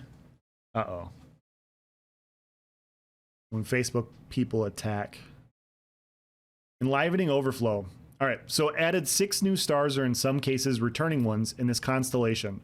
4 of which are the new and final sub-constellation, Mastered Curation. Note that these are all slotted stars. Okay. These are all slotted, so you have to put these in over whatever else you're running. Warfare is the... Is that red? Or is this blue? I want to say this is red. I'm probably wrong. Anyways, it doesn't matter. Enlivening Overflow. Overhealing yourself or an ally grants them... It's blue? Okay. Yeah, I'm wrong. Overhealing yourself or an ally grants them health, magic, and stamina recovery equal to 0.5% of your magicka for 6 seconds. Up to a cap of 150. This effect can occur once every 12 seconds per target. Singular stage worth 50 points. Okay. So more of a healing type of thing. So if you're a healer with your Purify down. From the Brink, healing yourself or a target under 25% health grants them a damage shield that absorbs 2200 damage per stage for 6 seconds. 30-second cooldown per target, 5 stages max at 10 points per stage. Okay. 2200 damage per stage. 5 stages. So this is up to an 11,000 damage shield. So I have it in PvP, 5500. That can happen every 30 seconds. Okay, so another healer thing. Hope Infusion, healing yourself or an ally under 50% health grants them minor heroism. You get minor heroism just by healing somebody under 50%? Duration is based on your magic recovery, granting 1 second every 300 recovery. This effect can occur once every 10 seconds per target. Singular stage is worth 50 points. Okay. Duration is based on your magic recovery, granting 1 second every 300 recovery. So if you have 2100 magic recovery and you proc this on somebody, they get 7 seconds of minor heroism. So in order to get the full duration, you need 3000. To have it last for the 10 seconds with per target, you need 3000 magic recovery. These look like all healer constellations so far. Like, that's absolutely something I would run on a healer.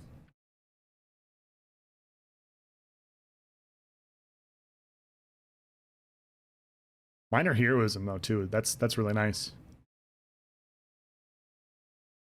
Mastered Arms. Increases your damage done with direct damage attacks by 2% per stage. 5 stages max at 10 points per stage.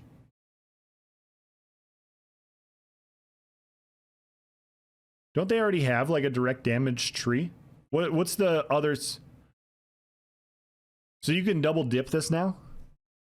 So you can have your single target 10% with your direct damage 10%?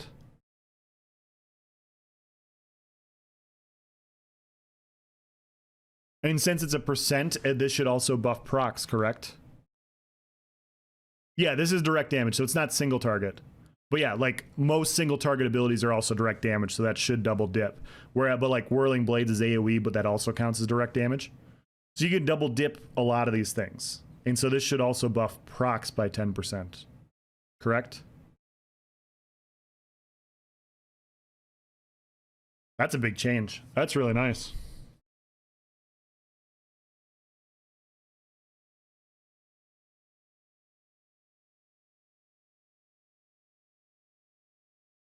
You could buff sweeps with AoE and direct damage now? Yeah, exactly. Like, just about everything a Mag DK does is direct damage.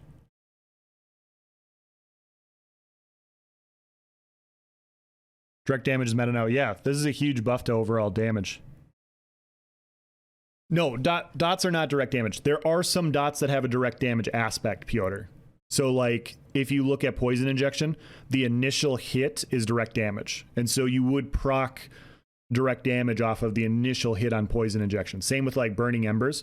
Burning Embers has that initial hit. Same with, like, Venomous Claw, Noxious Breath, those sorts of things. Although they're dots, they still have that upfront damage. And so you'll be able to see which dots those are. It'll say deals X amount of damage as well as X amount of damage over 10 seconds.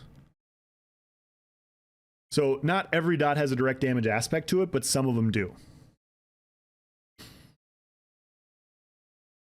And you'll just have to know, you'll have to check to see which dots you're running. Like, Entropy doesn't have a direct damage aspect to it.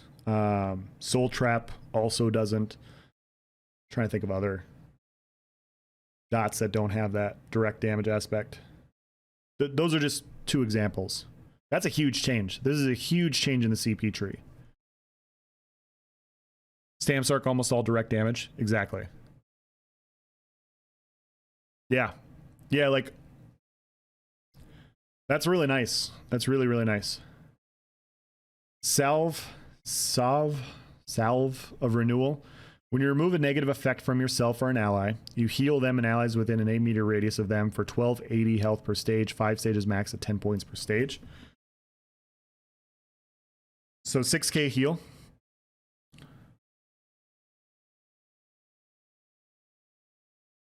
Oh my gosh. Hold on. When you remove a negative effect from yourself or an ally, you heal them and allies within an 8-meter radius of them. Is there no cooldown on this?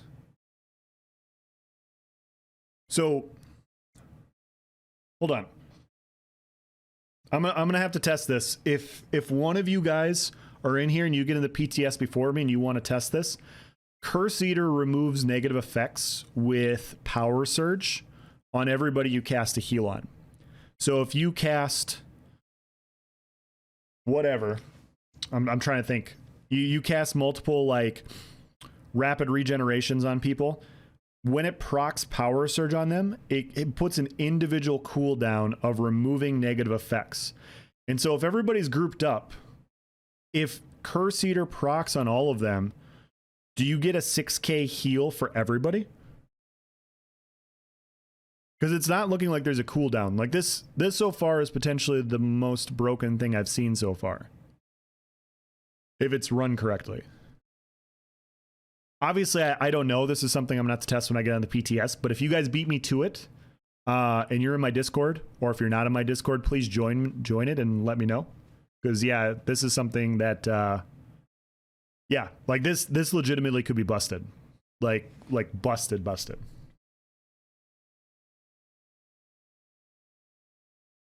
Weapons Expert increases your damage done with light and heavy attacks by 3% per stage. 5 stages max at 10 points per stage.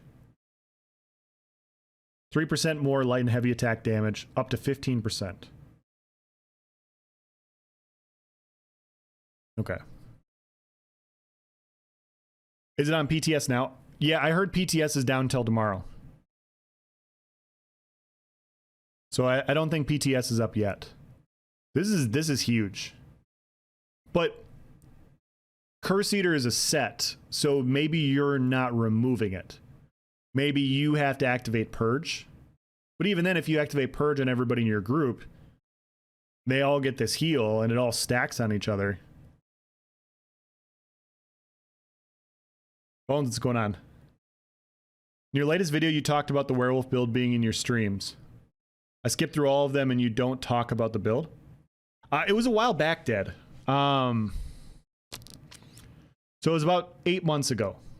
I was running... This was a while ago, but I was running Black Rose, Eternal Vigor, Malacath, and then One Piece Chokethorn on the build.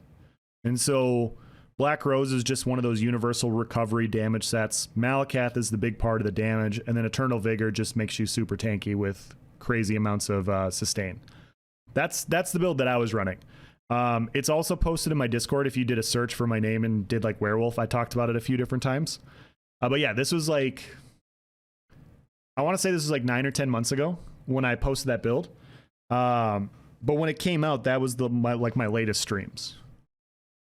And I think there's better stuff to run. There was better stuff to run during Markarth. There was a few adjustments that I would have made, but that setup was still viable.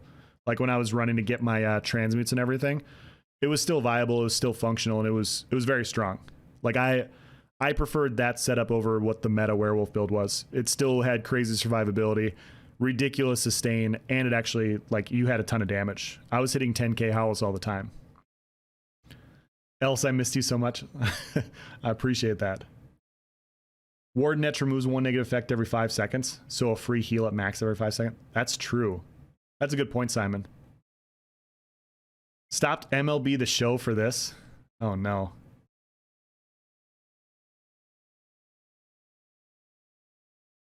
Well, hopefully I'm not disappointing, because MLB the show's got to be pretty fun.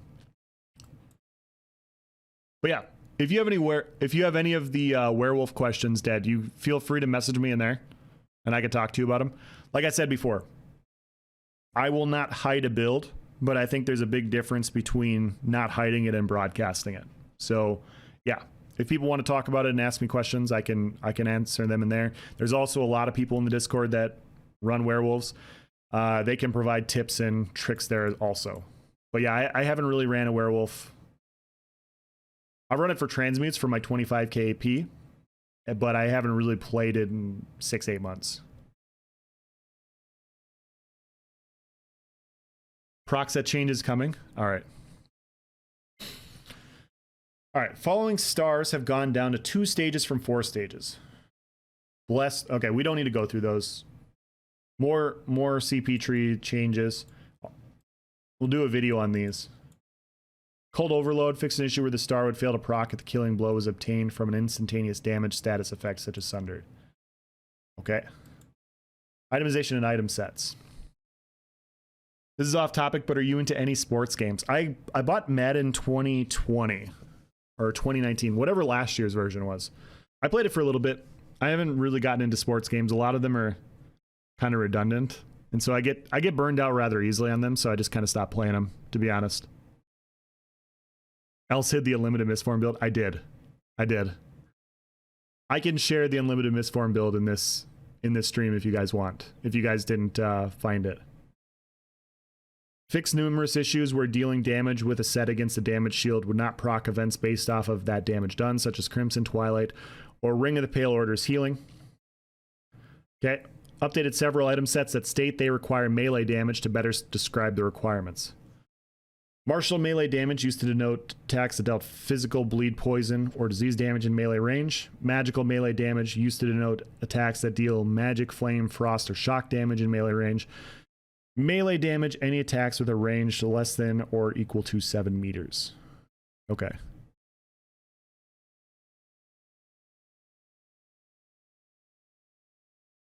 Demand the build. Okay. Vampire Lord, Hollow Fang on Templar. That is not what I was running, but that could also probably work.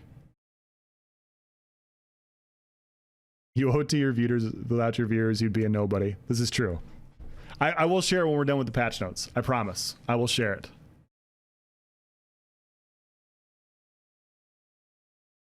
All right. Let's go through the rest of these. We're almost done, and then, yeah, we can talk about the Mistform build. The following sets now proc off taking any melee damage rather than only martial melee damage. Death's Wind, Dragon's Defilement, Night Terror.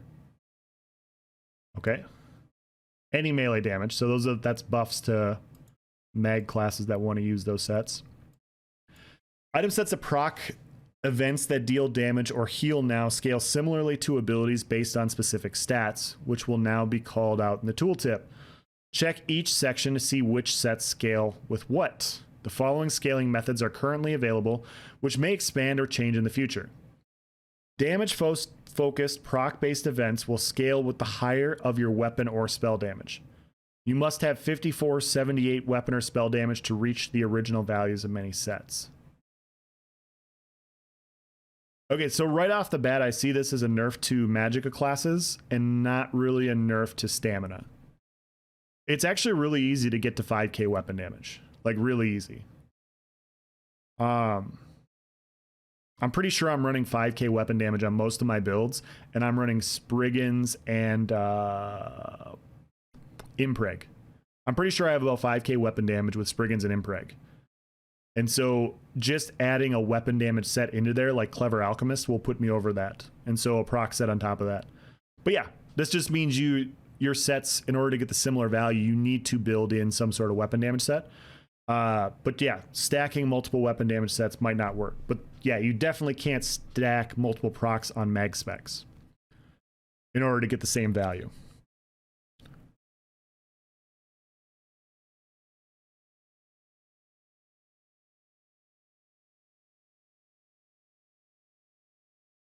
Everybody wants to talk about the Mistform build, and they don't want to talk about patch notes anymore. Okay, we'll go through this as quick as possible. Healing focused proc-based events will scale with the higher of your max magic or stamina. Okay, healing focused proc-based events will scale with the higher of your max magic or stamina. You must have 38,350 max magic or stamina to reach the original value of many sets. Okay, so healing sets, stuff like Earthgore. Does this mean Earthgore is getting a nerf for most people? Malabeth, this should be a pretty substantial nerf for like Malabeth too, I would think. Chokethorn.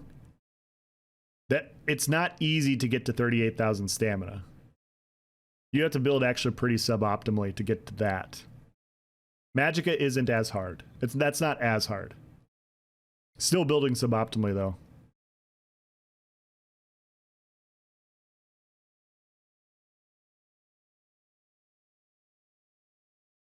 Okay. Tanking focused proc-based events will either scale with your max health, and in some rare cases will use the higher of your physical or spell resistance. You must have 38,000 max health or 27,890 physical or spell resistance to reach the original value of many sets. So being a Breton, you already get this. Like just by being a Breton, I'm typically above 28,000 spell resist. Nelly ESO, thank you for the follow. Will either scale with your max health. Okay. Gun Valkyrie, thank you for the follow, dude. Appreciate it, man. Ability altering weapons. The following sets now scale off your weapon or spell damage, whichever is higher. Frenzied Momentum's damage. Okay. I mean, Frenzied Momentum also gives you weapon damage by running it, and so it helps buff itself. Okay. Merciless Charges damage, which is the 2H. Wild Impulse damage, which is the Destro. Wrath of Elements is damage. So this is a nerf to Wild Impulse and Wrath of Elements pretty succinctly. This effect can now also be purged. Thank you, ZeniMax. Thank you. Wrath of Elements can now be purged, fellas. We did it. We did it. The following set now scales off your max health. Puncturing Remedy. Is Puncturing Remedy, is that the Master's Sword and Board?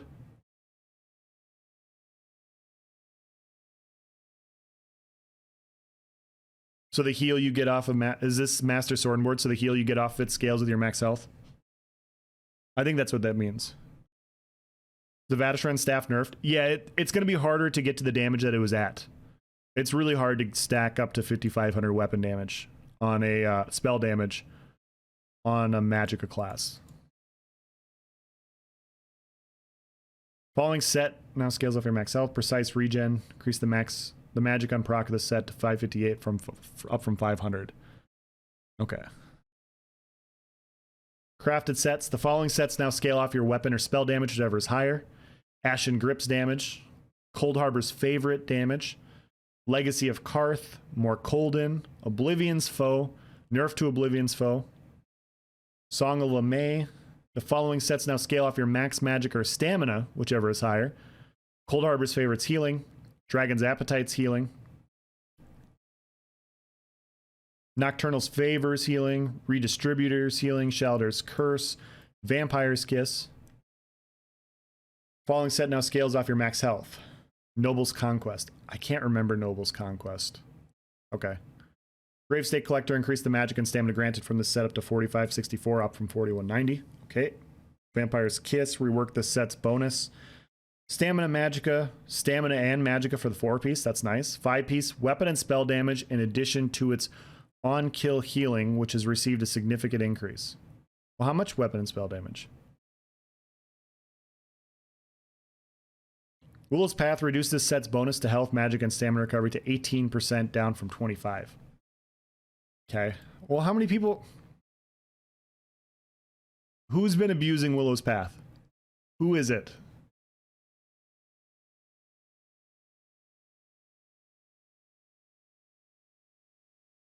Oh, also, yeah, anybody running Balorg on a Stam class will crack 5k.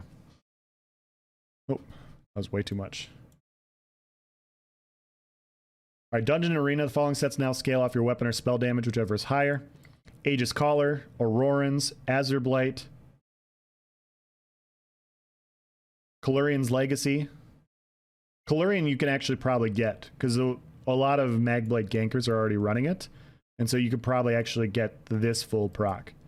Curse of the Doilmish, Flame Blossom, Icy Conjurer, Overwhelming, Pestilent Host, Pillar of Nirn. Yeah, this all makes sense. All these sets are buffed off your weapon or spell damage. Plague Slinger, Savage Werewolf, Scavenging Demise, Sheer Venom, Sunder Flame, Ice Furnace, Unleash Terror, Viper Sting, Widowmaker, Winterborn. No surprises there. Following sets now scale off your max magic or stamina, whichever is higher. Draugr's Rest, Heady's Hearth, Oblivion's Edge. Okay. Following sets now scale off your max health. Crimson Twilight, Frozen Watcher, Leeching Plate.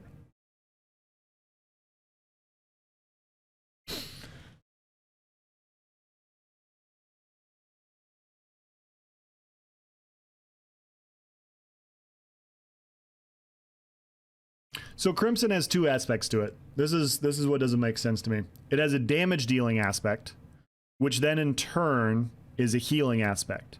So the more damage you do, the more healing you get per person.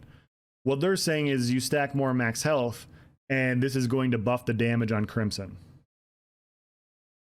And I just have to, I have to ask why. Like, this is, like, if you wanted to say the heal on Crimson per person scales off your max health, but the damage scales off of your weapon damage, and you have like this middle ground where you can have high heals, but you don't have high damage, I think that would make a lot of sense. But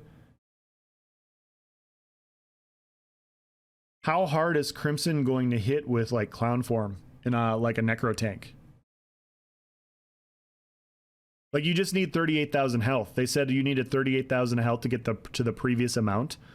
Necro Ultimate, you can jump up to 80 to 90k health. So how hard is this going to hit? And can the damage on Crimson still be buffed by like stuff like Malacath and the CP tree?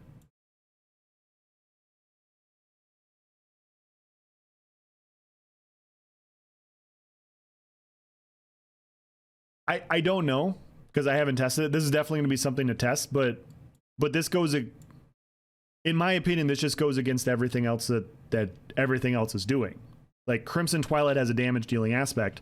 The damage dealing aspect should scale off your weapon damage, right? Like, that would make sense. The healing aspect should get buffed by the healing aspect. Like, this could be a lot of, like, actually substantial damage. And yes, you can block it. I mean, that's the nice part, is you can block it and everything. But yeah, I mean, is Woozle still here because he wanted to stand there and do nothing build? I think Crimson might be a part of that. Crimson with a new monster set that gives health? Exactly. This is a crazy amount of survival. There's a lot of classes that are already stacking some health. It's not hard. Like, most classes right now are probably running around 30k health. So to get to 38k is not too difficult. Crimson gets used by tanks too? Yeah.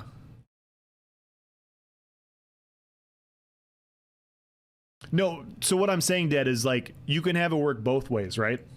So you can have, what I'm saying is it doesn't make sense that tanks can do damage by standing there. So if you want to have a higher heal running Crimson, you stack health recovery, or you stack your health. If you want the damage, you stack weapon damage. And so it would be one of those dual threat type of sets. So if tanks wanted to use it, they could run high health, get more healing, whatever, and we can debate how much healing that should be. But I don't think the aspect of them getting more damage should scale with the max health. That's what I'm saying.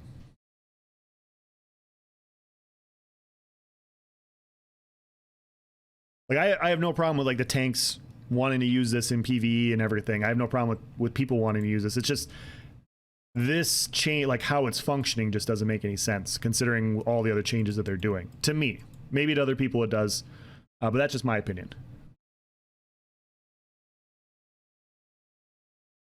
The following sets now scale off your physical or spell resistance, whichever is higher. Ember Shield, Explosive Rebuke. Explosive Rebuke scales off your physical and spell resistance.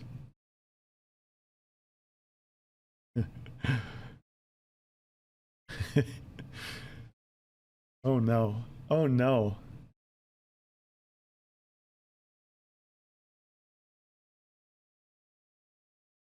Sorry, I have bad thoughts in my head now with this set.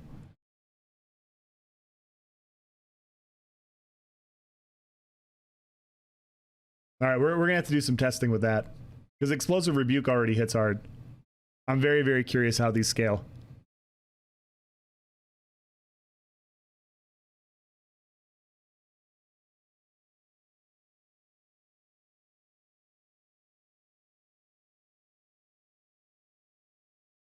Yeah, luckily it's week 1 of the PTS. This is week 1 of the PTS. We'll test everything to make sure. It's just on paper that looks like something that's unpleasant. Amber Plasm, reduce the health, magic, and stamina recovery granted from the set to 245, down from 275. You just adjusted it.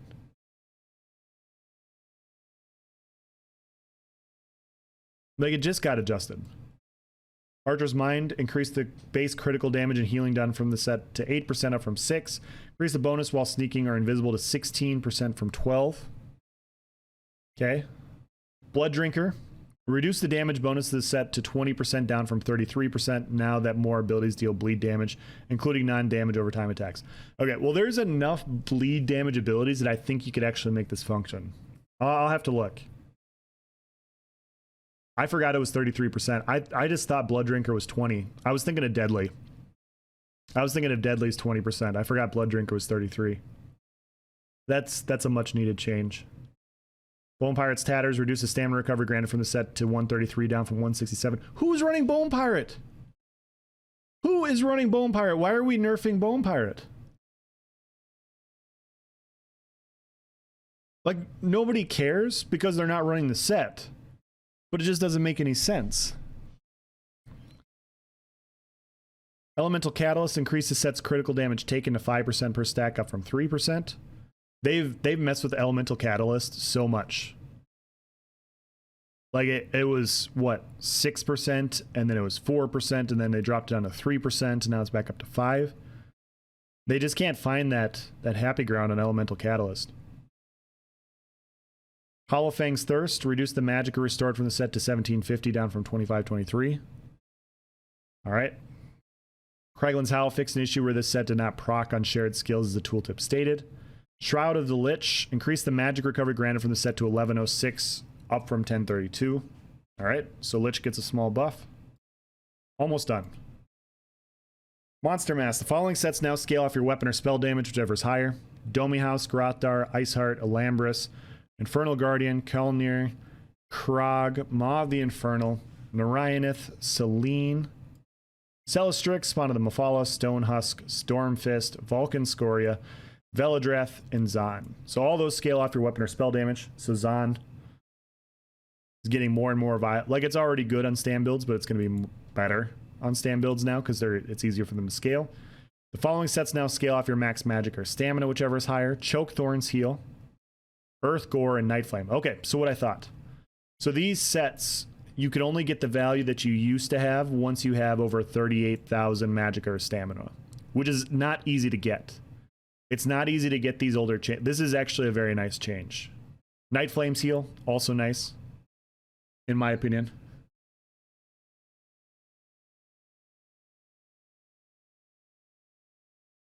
Following sets now scale off your max health. Lady Thorn's damage, Scourge Harvester's damage.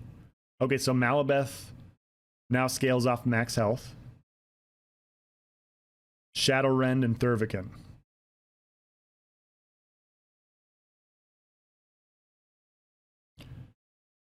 Okay, the following set now scales off your physical or spell resistance, whichever is higher. Tremor Scale. Okay. Marsalok. Set now procs off your melee heavy attacks rather than bashes. Nice. Is it a full heavy? Or is it anything more than a light attack? Increase the cooldown to 10 seconds, up from 7. Reduce the bonus scaling per negative effect to 2%, down from 5%, but removed the cap of 50%. Okay. So we'll go through Marsalok because these are a lot of changes off of what it does. But this is the one where you have, if you have multiple dots and negative effects on people, when you bashed, you could actually do a decent amount of proc damage. It's now no longer functioning off a bash, it's off a heavy attack. Interesting. Set now scales off your weapon damage. This is a huge change for Marsalok. Huge change. Mythics. Bloodlord's Embrace. So this is the chest that gives you the recovery. Increase the magic granted from the set to 1605, up from 1535. Okay. Malacat's Band of Brutality. So here's the big change. This set now increases your damage done by 16%, so 9% nerf, but reduces your critical damage done by 50%, rather than increasing your damage done by 25% and making you unable to deal critical damage. So this has had a lot of talk in the Discord. I think we'll have to wait for a clarification. It says it reduces your critical damage done by 50%. So how I first read it, that seems like crit modifier to me. So base crit modifier is 50%. So you have to stack more modifiers on top of that in order to crit. What somebody in the Discord was saying was one of the class reps said that this is your crit chance that they're nerfing by 50%. So in order to run Malacath and still crit, you need to have over 50% crit chance because they're going to take negative 50 on top of whatever you're running. So you can still crit, but it's just not happening. So the first thing that comes to mind are things like mechanical acuity, because you're automatically at 100%. What happens with acuity there? The other thing is most PvP builds, you're not going to crit anyways. I don't think there's many PvP builds. If that's how it functions, there's not many PvP builds over 50%. So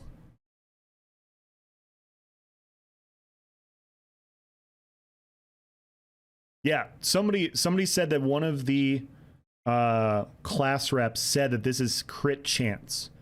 So the way they're saying it, critical damage should be the modifier. If it's the modifier, then you should keep your crit chance. And yeah, you'll just have to stack more into it. You should still get buffs with like minor force, race against time, stuff like that. But overall, it still just seems like, considering the amount of impen that'll exist, even if it's a minimal amount, whether it's crit chance or crit modifier, you're just not going to be critting a ton anyways. So this just looks like nothing but a nerf to Malacath to me.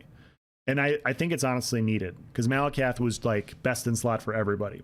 16% still a lot for a one piece. Like 16% more damage is still going, like if you're in heavy armor, you're probably still running Malacath, because why wouldn't you? You're not critting anyways. Why not take a 16% bonus? So it's not crit damage, it's crit chance. That's what I was told in the Discord. I don't know if it's true or not. I haven't talked to any class reps. I haven't seen anything. But yeah, one group said it was this, and another group said it was this. So I'm just telling you what I heard. I don't know for sure. So we'll have to test it.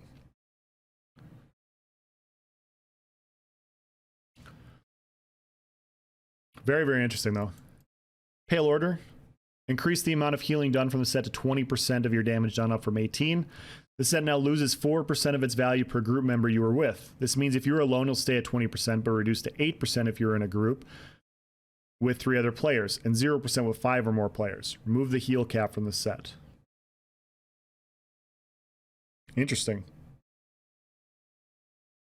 8%'s a lot. Okay, so hold on. So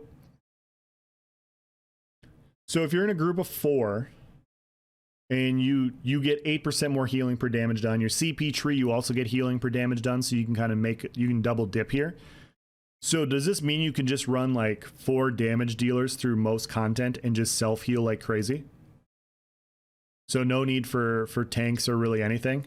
Like somebody throws on a taunt and away you go? That's what it kind of looks like to me.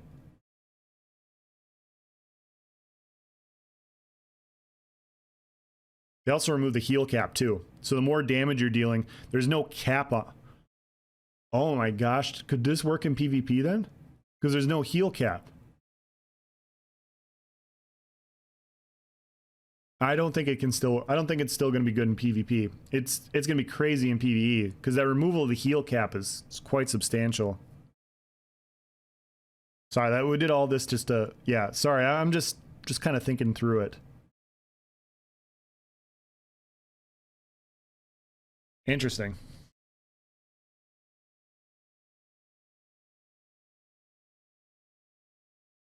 If it's crit chance, that means no crit heals? Yeah.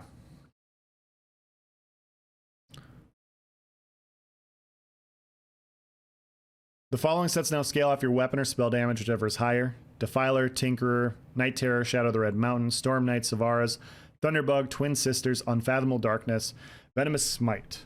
Damage now ticks every 2 seconds instead of 1. So a nerf to Venomous Smite.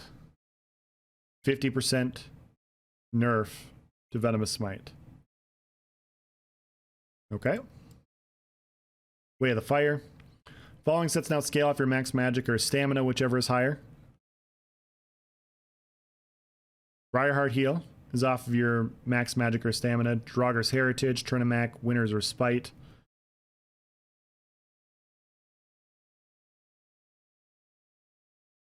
Leap for burst heal. Yeah, those Pale Order changes are very interesting. I'm gonna have to go look at that. Following sets now scale off your max health. Barara's Curse damage. Grace of the Gloom's heal. Okay. Following set now scales off your physical or spell resistance. Hide a Mori House's damage.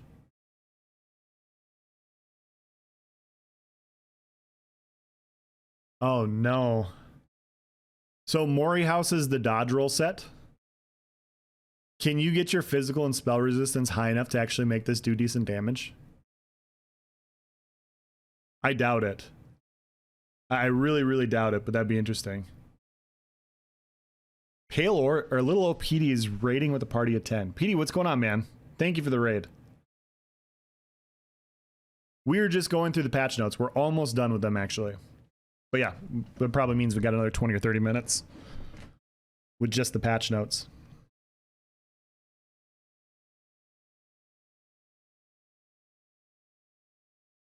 Bloodthorn's Touch reduced the magic and stamina granted from the set to 800 down from 958.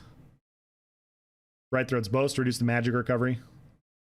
Okay, same as Bone Pirate. Eternal Vigor, the set no longer grants a line to max health when wearing 5 pieces. So another nerf to Eternal Vigor in PvP. Prisoner's Rags increased the magic granted from this set to 1035 up from 943. All right. Big Bucks, No Whammies, and Bredovican. Thank you for the follow. Does the new Mythic remove how much you mitigate for blocking and not increase the block cost? Yeah, so you mitigate nothing when you block Wheaties. That's how I'm reading it. So whether you block or not, you take the same amount of damage. And you just get 10,000 resistances on top, which for some builds is a nice trade-off. Hope your day's going well. Gonna get some rest. Have a great stream. Yeah, thanks, man. Thanks again for the raid. Following sets now scale off your weapon and spell damage, whatever is higher. Affliction, Galarian, Phoenix, Vice Cannon, Vicious Death. All right, well, Vicious Death, that's pretty easy to get, especially since you're running Balorg. Following set now scales off your max magic or stamina, whichever is higher. Amalexia's Mercy.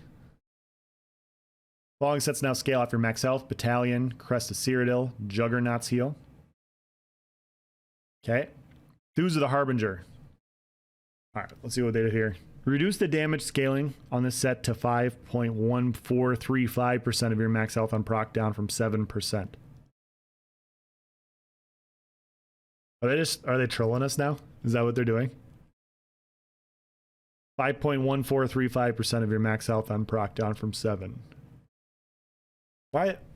What's with the weird number? I thought we did all these standardizations where we didn't want to have these long numbers.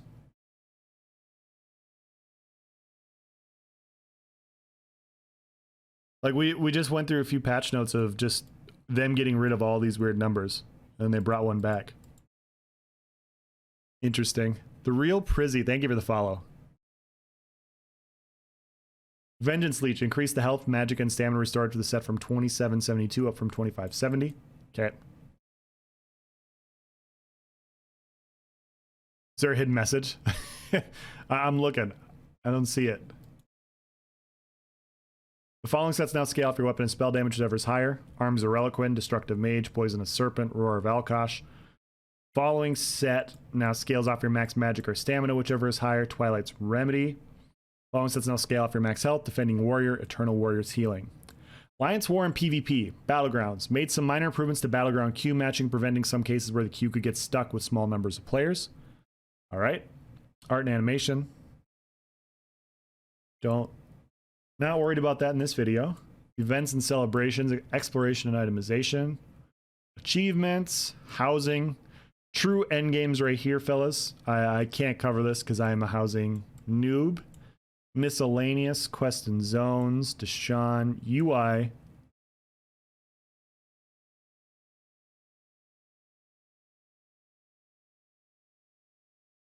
FYI, we just added a missed note in the combat and gameplay section. Battle Spirit passive now also reduces... Okay. Okay, so they didn't throw this in there before, and they added it afterwards. All right, that's the end of the patch notes. We are done. We made it. 2 hours and 10 minutes. I must know what they changed about the flocks of butterflies. All right, so what does everybody think? What's the good? What's the bad? What's the ugly? For me... Honestly, I like most of it. The only thing I'm a little wary of is the Crimson thing. Like, that's the only thing I'm not a huge fan of, is the Crimson thing. The Helmet Mythic is interesting. The Mythics overall are pretty interesting. And especially combined with the nerf to Malacath, makes a lot of these Mythics a little bit more viable. Because before, it didn't matter what any of these Mythics were. Everybody's just going to run Malacath anyways. And they probably still will, because 16% is a lot, but... I don't know. We'll see. Toy mounts, yes. Yeah, getting rid of the stick mount was very sad. I'm pretty interested in this Gaze of Sithis. Harpooners, I'm interested in this too. This, in my opinion, needs a buff. The Death Dealer's Feat needs a buff. In my opinion. And the Shapeshifter's Chain will definitely be used. Like, it'll definitely be used. Yeah, overall, I can't complain about most of the changes. Crimson's my only concern that I'll have to test. Oh, and that passive, whatever the champion passive was. The when you purge an ability. Sorry, I'm just trying to remember it in my head so I don't forget it. This one, the Salve of Renewal. When you remove a negative effect from yourself or an ally, you heal them and allies within an 8-meter radius for 1280 health per stage, 5 stages max, 10 points. So I'm interested to see how this heals. Will it proc off a set? It says when you do it, so it shouldn't proc off a set like Curse Eater, so it should be like Purge in order to do it. But you never know.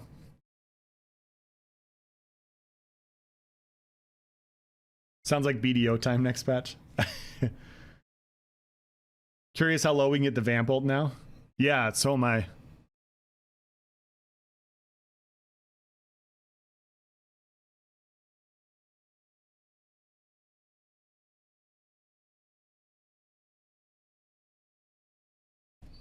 Yeah, I mean, whether you like it or these patch notes or not, it's week 1. Like, a lot of this stuff's going to change. Like, a lot of it is for better or for worse.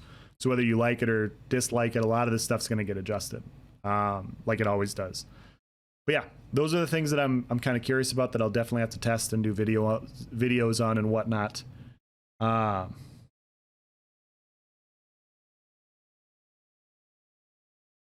Gaze of Sithis in Mistform seems interesting. What was Gaze of Sithis again? Oh, yeah.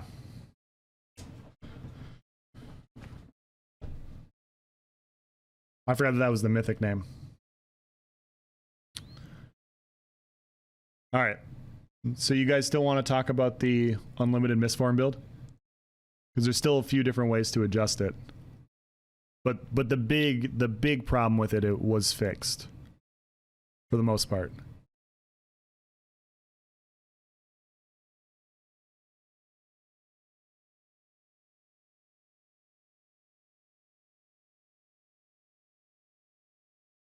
No? Okay.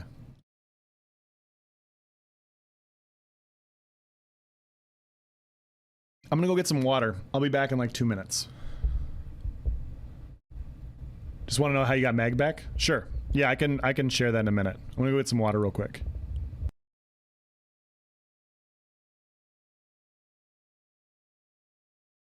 All right, we back yet? I think we're back. All right, so the unlimited Mistform build, or the one that I posted, if you guys want to go check it out, it's on my channel. Did it during the last PTS to kind of talk about it because it was pretty ridiculous.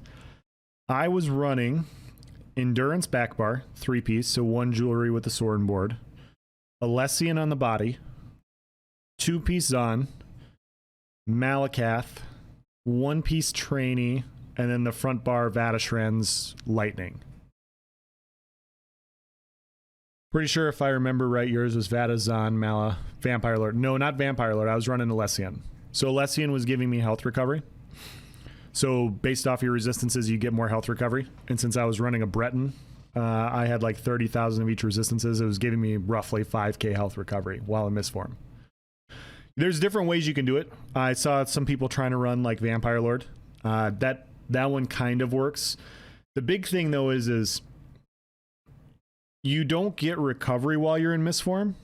You do get other forms of recovery. So your Templar Rune, it doesn't count actually as recovery. You get 240 more, now 242 more magic every second. So I was getting recovery as long as my rune was down while I was in Mistform because it doesn't count as recovery. You also get recovery back based off of the Constitution passive. So if you're running 5, 6, 7 heavy, at that time, now you can get it with whatever, like 1, 2, 3, or 4 pieces. As long as you got your Mistform cost down low enough, your Constitution passive and your rune would offset the cost, and you could actually generate magicka while in Mistform. So the magback was just Constitution. It was Constitution in the Templar rune.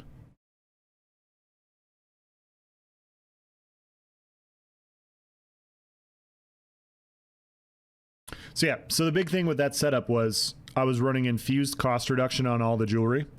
And I think I was getting my mist form cost down to like 100 per second, like 120. It's been a while. I have to go back and look at it. But it was like 100 per second, and then I was getting 240 magicka per second with my rune. And so as long as I had the rune down, I was gaining magicka. And if I was getting beat on and I had the rune down, Constitution passive plus the rune was giving me my magicka recovery. And then on top of that, I had Malacats with Zon and the Vadishran, which is unpurgeable. And as long as I procced those things on people, I was killing 70 to 80% of the population. And if I couldn't kill them with that, I could wait till my Destro ult, and then I could pop a Destro, proc those things, and then kill them. And it just was, it's a very cheesy thing to do because, yeah, Mistform is 75% damage mitigation that I essentially had for free. And that's another way to currently do it. You can run Darlock Bray right now, which is another adjustment, in my opinion, that needs to be made. Because, yeah, if you crouch and use Darlock Bray, you can get kind of the same effect as you could with that type of build. So what they did is they removed health recovery, magic recovery, and stamina recovery from Mist. So you can no longer get the Alessian Mist form, which means you can take damage and not heal while you're in it, which is a very good change. But you can still kind of cheese it with Darlock Bray, because as soon as you crouch and go into Mist form, it still counts as crouch, I guess. So yeah, so the big thing is they mostly fixed it, and we'll have to test the scaling with the proc sets. There's a couple different things that Mist form is still powerful. Like, I'm still running it because it's a lot of mitigation and it allows you to reset a fight. But yeah, there's a few different like slightly cheesy aspects you can add to it. But yeah, that was that setup. I even I kind of talked about it in the video where I was saying, like, you know, I have 5,000 health recovery on this build as a vampire. So when you have that kind of health recovery, you can't really be stage 2, 3, or 4 vampire. Since you could see the monster set that I was running, since I was running Zon and the Vadishrans, and you could tell I was running Malacath, that left a back bar 3-piece with a 5-piece. And so it was just trying to fit those numbers. And the funny thing is, like a week later, I did a video kind of running through a build, and I didn't realize it till afterwards, but he was actually running Endurance and Alessian, and I literally like gave out that build anyways on a video I did later. I didn't mean to do that, but yeah, like when I did like how to backtrack and reverse engineer a build, that it was the same sets. But yeah, with the reduction to health recovery, which is a much needed change with the misform adjustments, it's a lot harder to do those things. So finessing ESO, thank you for the follow.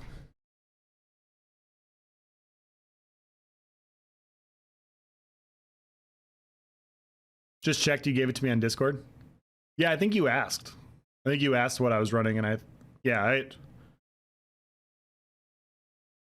like I said, I don't hide things. I don't hide. I just don't always broadcast them. Audia, thank you for the 200 bits. Appreciate it.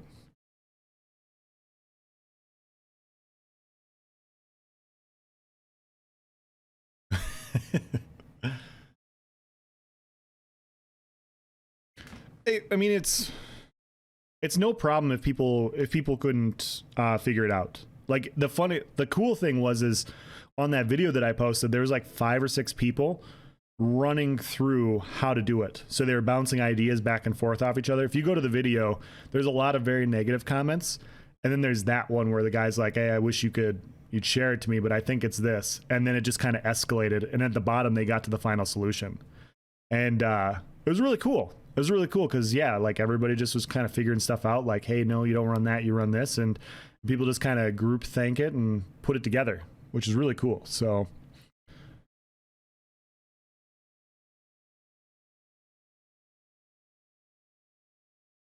trying to get it down to like 50 so I could AFK.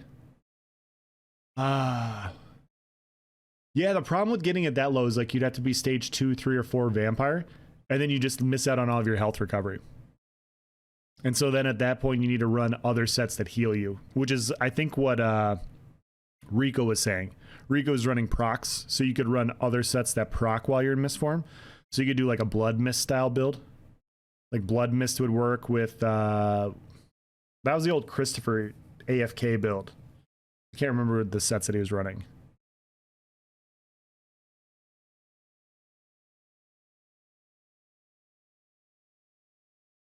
You think more people come to IC for the monster helms? Wait, are these monster helms in IC? Hold on.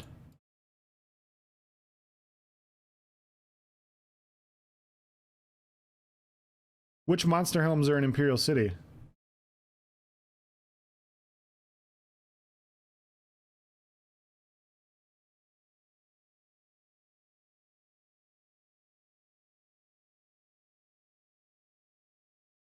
Oh, the mass drop from the respective monsters and from the trophy vault chests in their districts.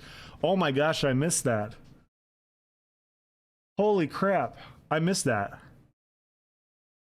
Shoulders can be purchased from the Telvar merchant, either their own individual box or in a cheaper fully random. This is fantastic. See, I always miss something.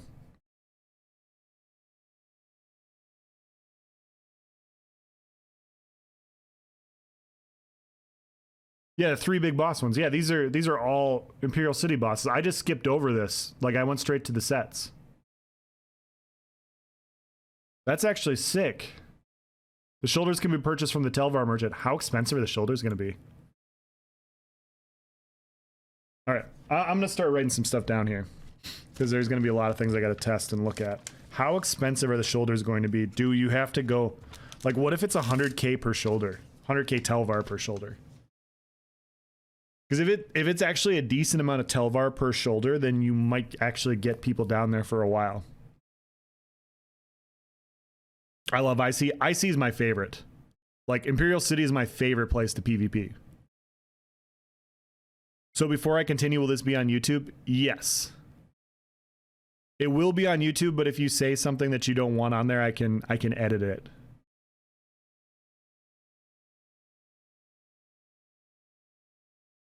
IC going to be cracked for a little bit? Yeah.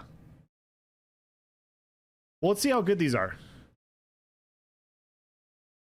I'm a little underwhelmed by the sets, to be honest. Immolator Char looks very interesting.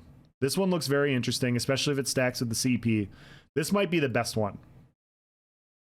Zol the Ever Wakeful, it's interesting. I'm definitely going to test it. I don't know if I'm going to use it for 1vx. In this set, Glorgulok, I don't think this is a very good set at all. Like this, I'm glad it's not a good set. But yeah, I don't think this is a good set at all. It should not be buffed. It should not be nerfed. I don't think you should get benefits by standing in a spot. I just don't think that that should be a thing. So yeah. Plus, Glorgulok's the guy that when he stands there, he drops the poison pools on the ground. Why not have like a spreading higher damage pool? Well, that would actually probably piss people off more. Never mind. Never mind. Ignore that.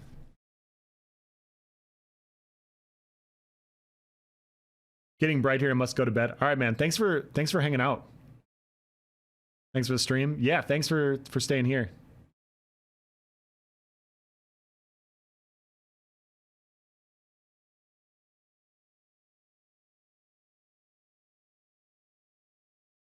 It's literally a fucking Domination Crazy King set. Okay, so here's the thing.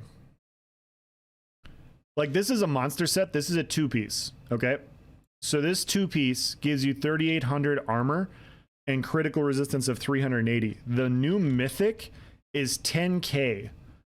It's 10k resistances just by existing. And yeah, you can't block with it. And so that's the big difference. But yeah, I don't know. Like, this one is just so much more for a 1-piece. But yeah, I suppose if you want to stand there and you actually want to block, then it's not going to work. But yeah, like, this set just, it doesn't give a ton. Like Bloodspawn's almost as good as a set.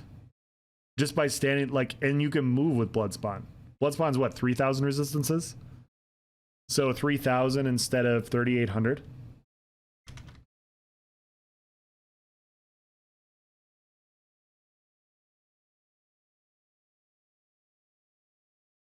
I like Immolator, but that 40-second cooldown. Yeah. Oh. Did my buddy Brutal hop in? Yes, these are Imperial City monster sets. Sets for sale in IC. Yeah, monster sets.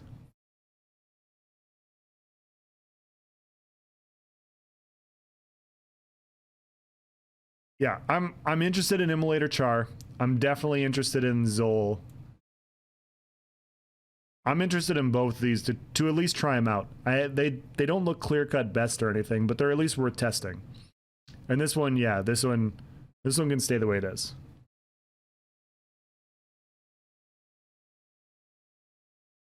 Streak now procs Unleash, so this set and streak around.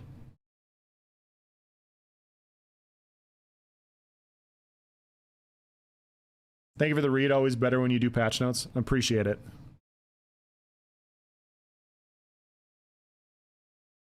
Yeah, I missed that these were Imperial City monster sets. That's huge.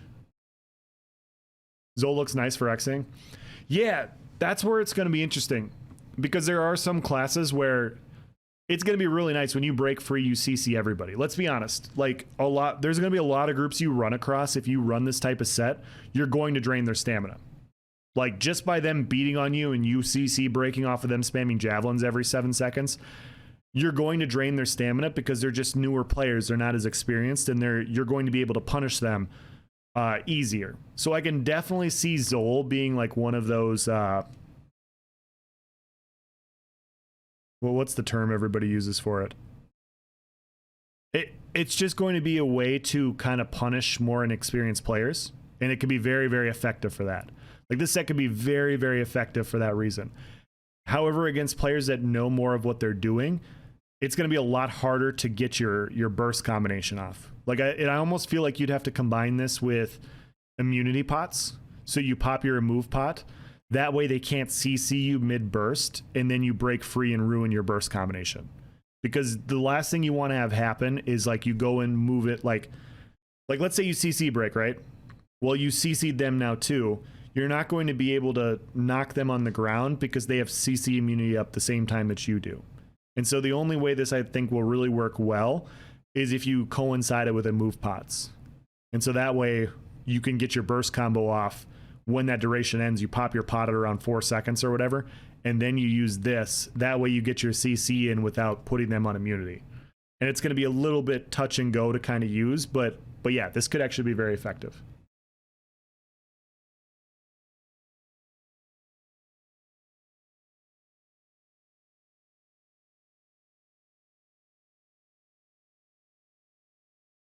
Don't know about that. Most new players stand back and snipe. Yeah, I just make sure they don't, and I go into the tower, Rico. You go in a tower, and everybody has to kind of stand close. So yeah, so this could be very, very interesting. But it could be just one of those things where it's like, it's so much hassle, you just don't want to do it. I could see it being both. So I'm not sure. This is going to be just one of those you have to test and see sorts of things. Immolator looks interesting. The 40-second duration. If this is buffed by CP to where you get this immunity for buffed in the CP tree, it could be a lot better. Like, this could actually be pretty substantial. That's going to be interesting to see. I don't know necessarily whether or not that works. This is a bad set. This is just one of those testing sets to find out.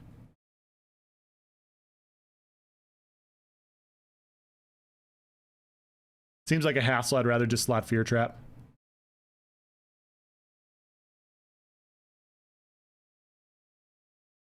It's gonna be fun watching you, Audie, and Blap slap people down while I sit on flags and watch. I can't tell you, like, so every once in a while you try different things, and I put Bombard on my Stam Sork a while back, and so Blap and I were 2vxing on Stam Sorks. Both of us were running Bombard, and the thought was, yeah, we're gonna run across big groups. We'll just turn around, hit them with a root, and then they can't keep up, and we're not gonna get like piled on, right? And it was really funny. It was really funny because we could just get distance anytime we wanted. But the other effect of running Bombard is exactly like Mag DK with Talons. Players don't know how to deal with the root, and they drain their stamina so much off of it, and they don't know how to sustain their stamina well. And so a set like Zol the Ever Wakeful is going to be so effective versus those types of players that just don't really know how to deal with CC breaking and sustaining and everything.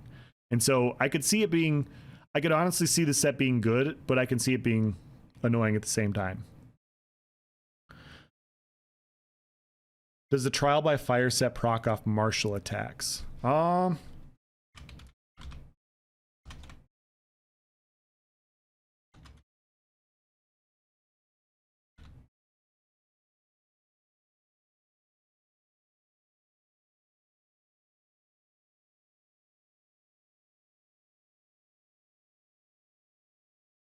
I don't remember.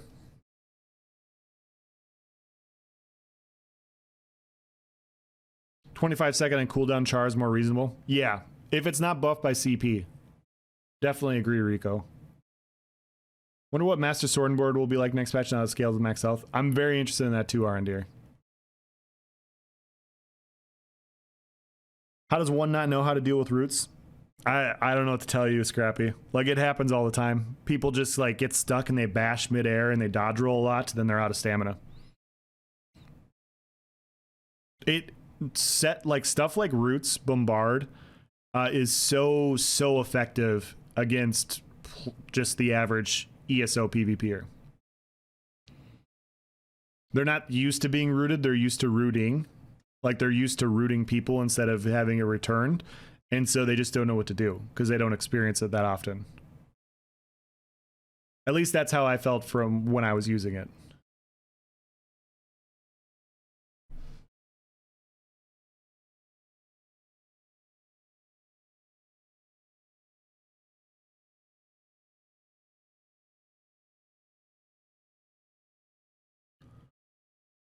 Well, yeah. I think that's it. You guys have any other questions or comments? Anything else you want to kind of discuss? I think that'll be the end of the stream. I was planning on streaming more. Some things happened, and so I took a small break. But yeah, if performance keeps improving the way it's been improving, I will be streaming more often. And instead of it being a once a month thing, I kind of want to go back to streaming once or twice a week. So yeah, we'll see what happens with that. But I got to try and find a time when PvP is actually pretty viable and I can actually get in and PvP, but we'll see. Health recovery nerf is massive. Like to run that as my defense. Yeah, health recovery nerf is massive. Can't tell you how many times I've had people stand there and bash every time we use talents. Yeah.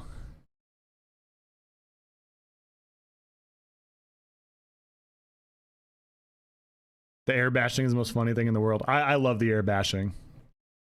You know what else people don't experience enough? Fire rune. Watching people run over those things never gets old. Yeah, the fire rune and the lightning, the mechanical. What's the name of that set? The set that has that automaton that rolls at you and launches you in the air. Those two things are so annoying.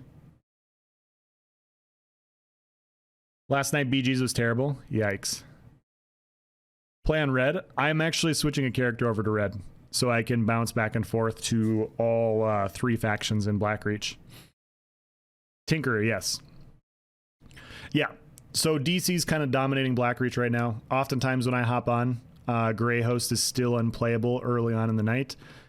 So it's Blackreach or bust, and I've been playing AD in there. Like, I have AD and DC characters at the moment. DC's dominating everything, so it's not fun to play on that end. And AD just doesn't have a population most of the time. And so you're gated. So it's not that I want to be winning, but I also don't want to be gated. There's not, you can't really find fights when you're stuck at your home keeps. So Templars might have gotten over buffed with Rune. No, not that I don't like it, because I have to check, Rhino. I'm not sure, because they lost 3,000 resistances, but they gained some healing. The healing is going to be quite nice, but it's at a loss of being tanky. And so it's going to be one of those like burst versus healing sorts of things. I'm not sure. I'm not sure how that's going to even out. AD wears no armor in Grey Host. You could punch your way into a 1v6. Nice. I could punch my way into a 1v6. Challenge accepted. Yeah, it just most of the time when I'm hopping on Woozle, it's just like performance isn't great at night. I know you play a little bit later than I do, and it's probably quite a bit better. So yeah, maybe I stream on the weekends. Like if I can stream on the weekends in the morning-ish. Morning, early afternoon. And get some decent PvP that way. Yeah, it's just the times when I play. It just doesn't work out too well. It's been good for you at night. Yeah. Yeah, you're on just a little bit after I am, so I bet it is.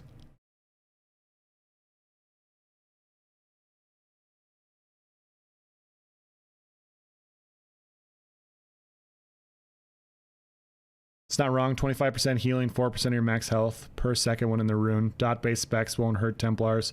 Also hype for purging Vatadestra. Yeah. Yeah, I'm interested in seeing the numbers. I don't want to say a whole lot until I test it first. I think Gank had a video up where he punches people to death.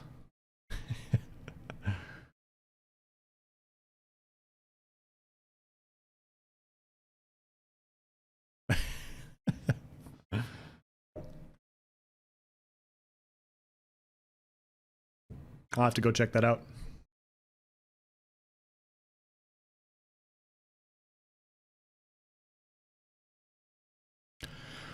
Well, yeah, I think I'm going to cut the stream here.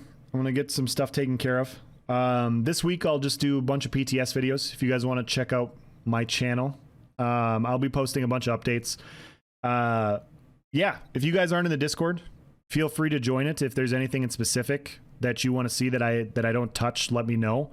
And if I think it's worth doing a video on, I'll absolutely post it and test it and everything. And so we'll just do it that way, the way we normally do. And yeah, I'll just look at maybe streaming a little bit on the weekends and trying to join Twitch a little bit more often than once a month that I have been. Like I have wanted to get back into it. It's just, yeah, it's been the time that I hop on has been kind of weird. So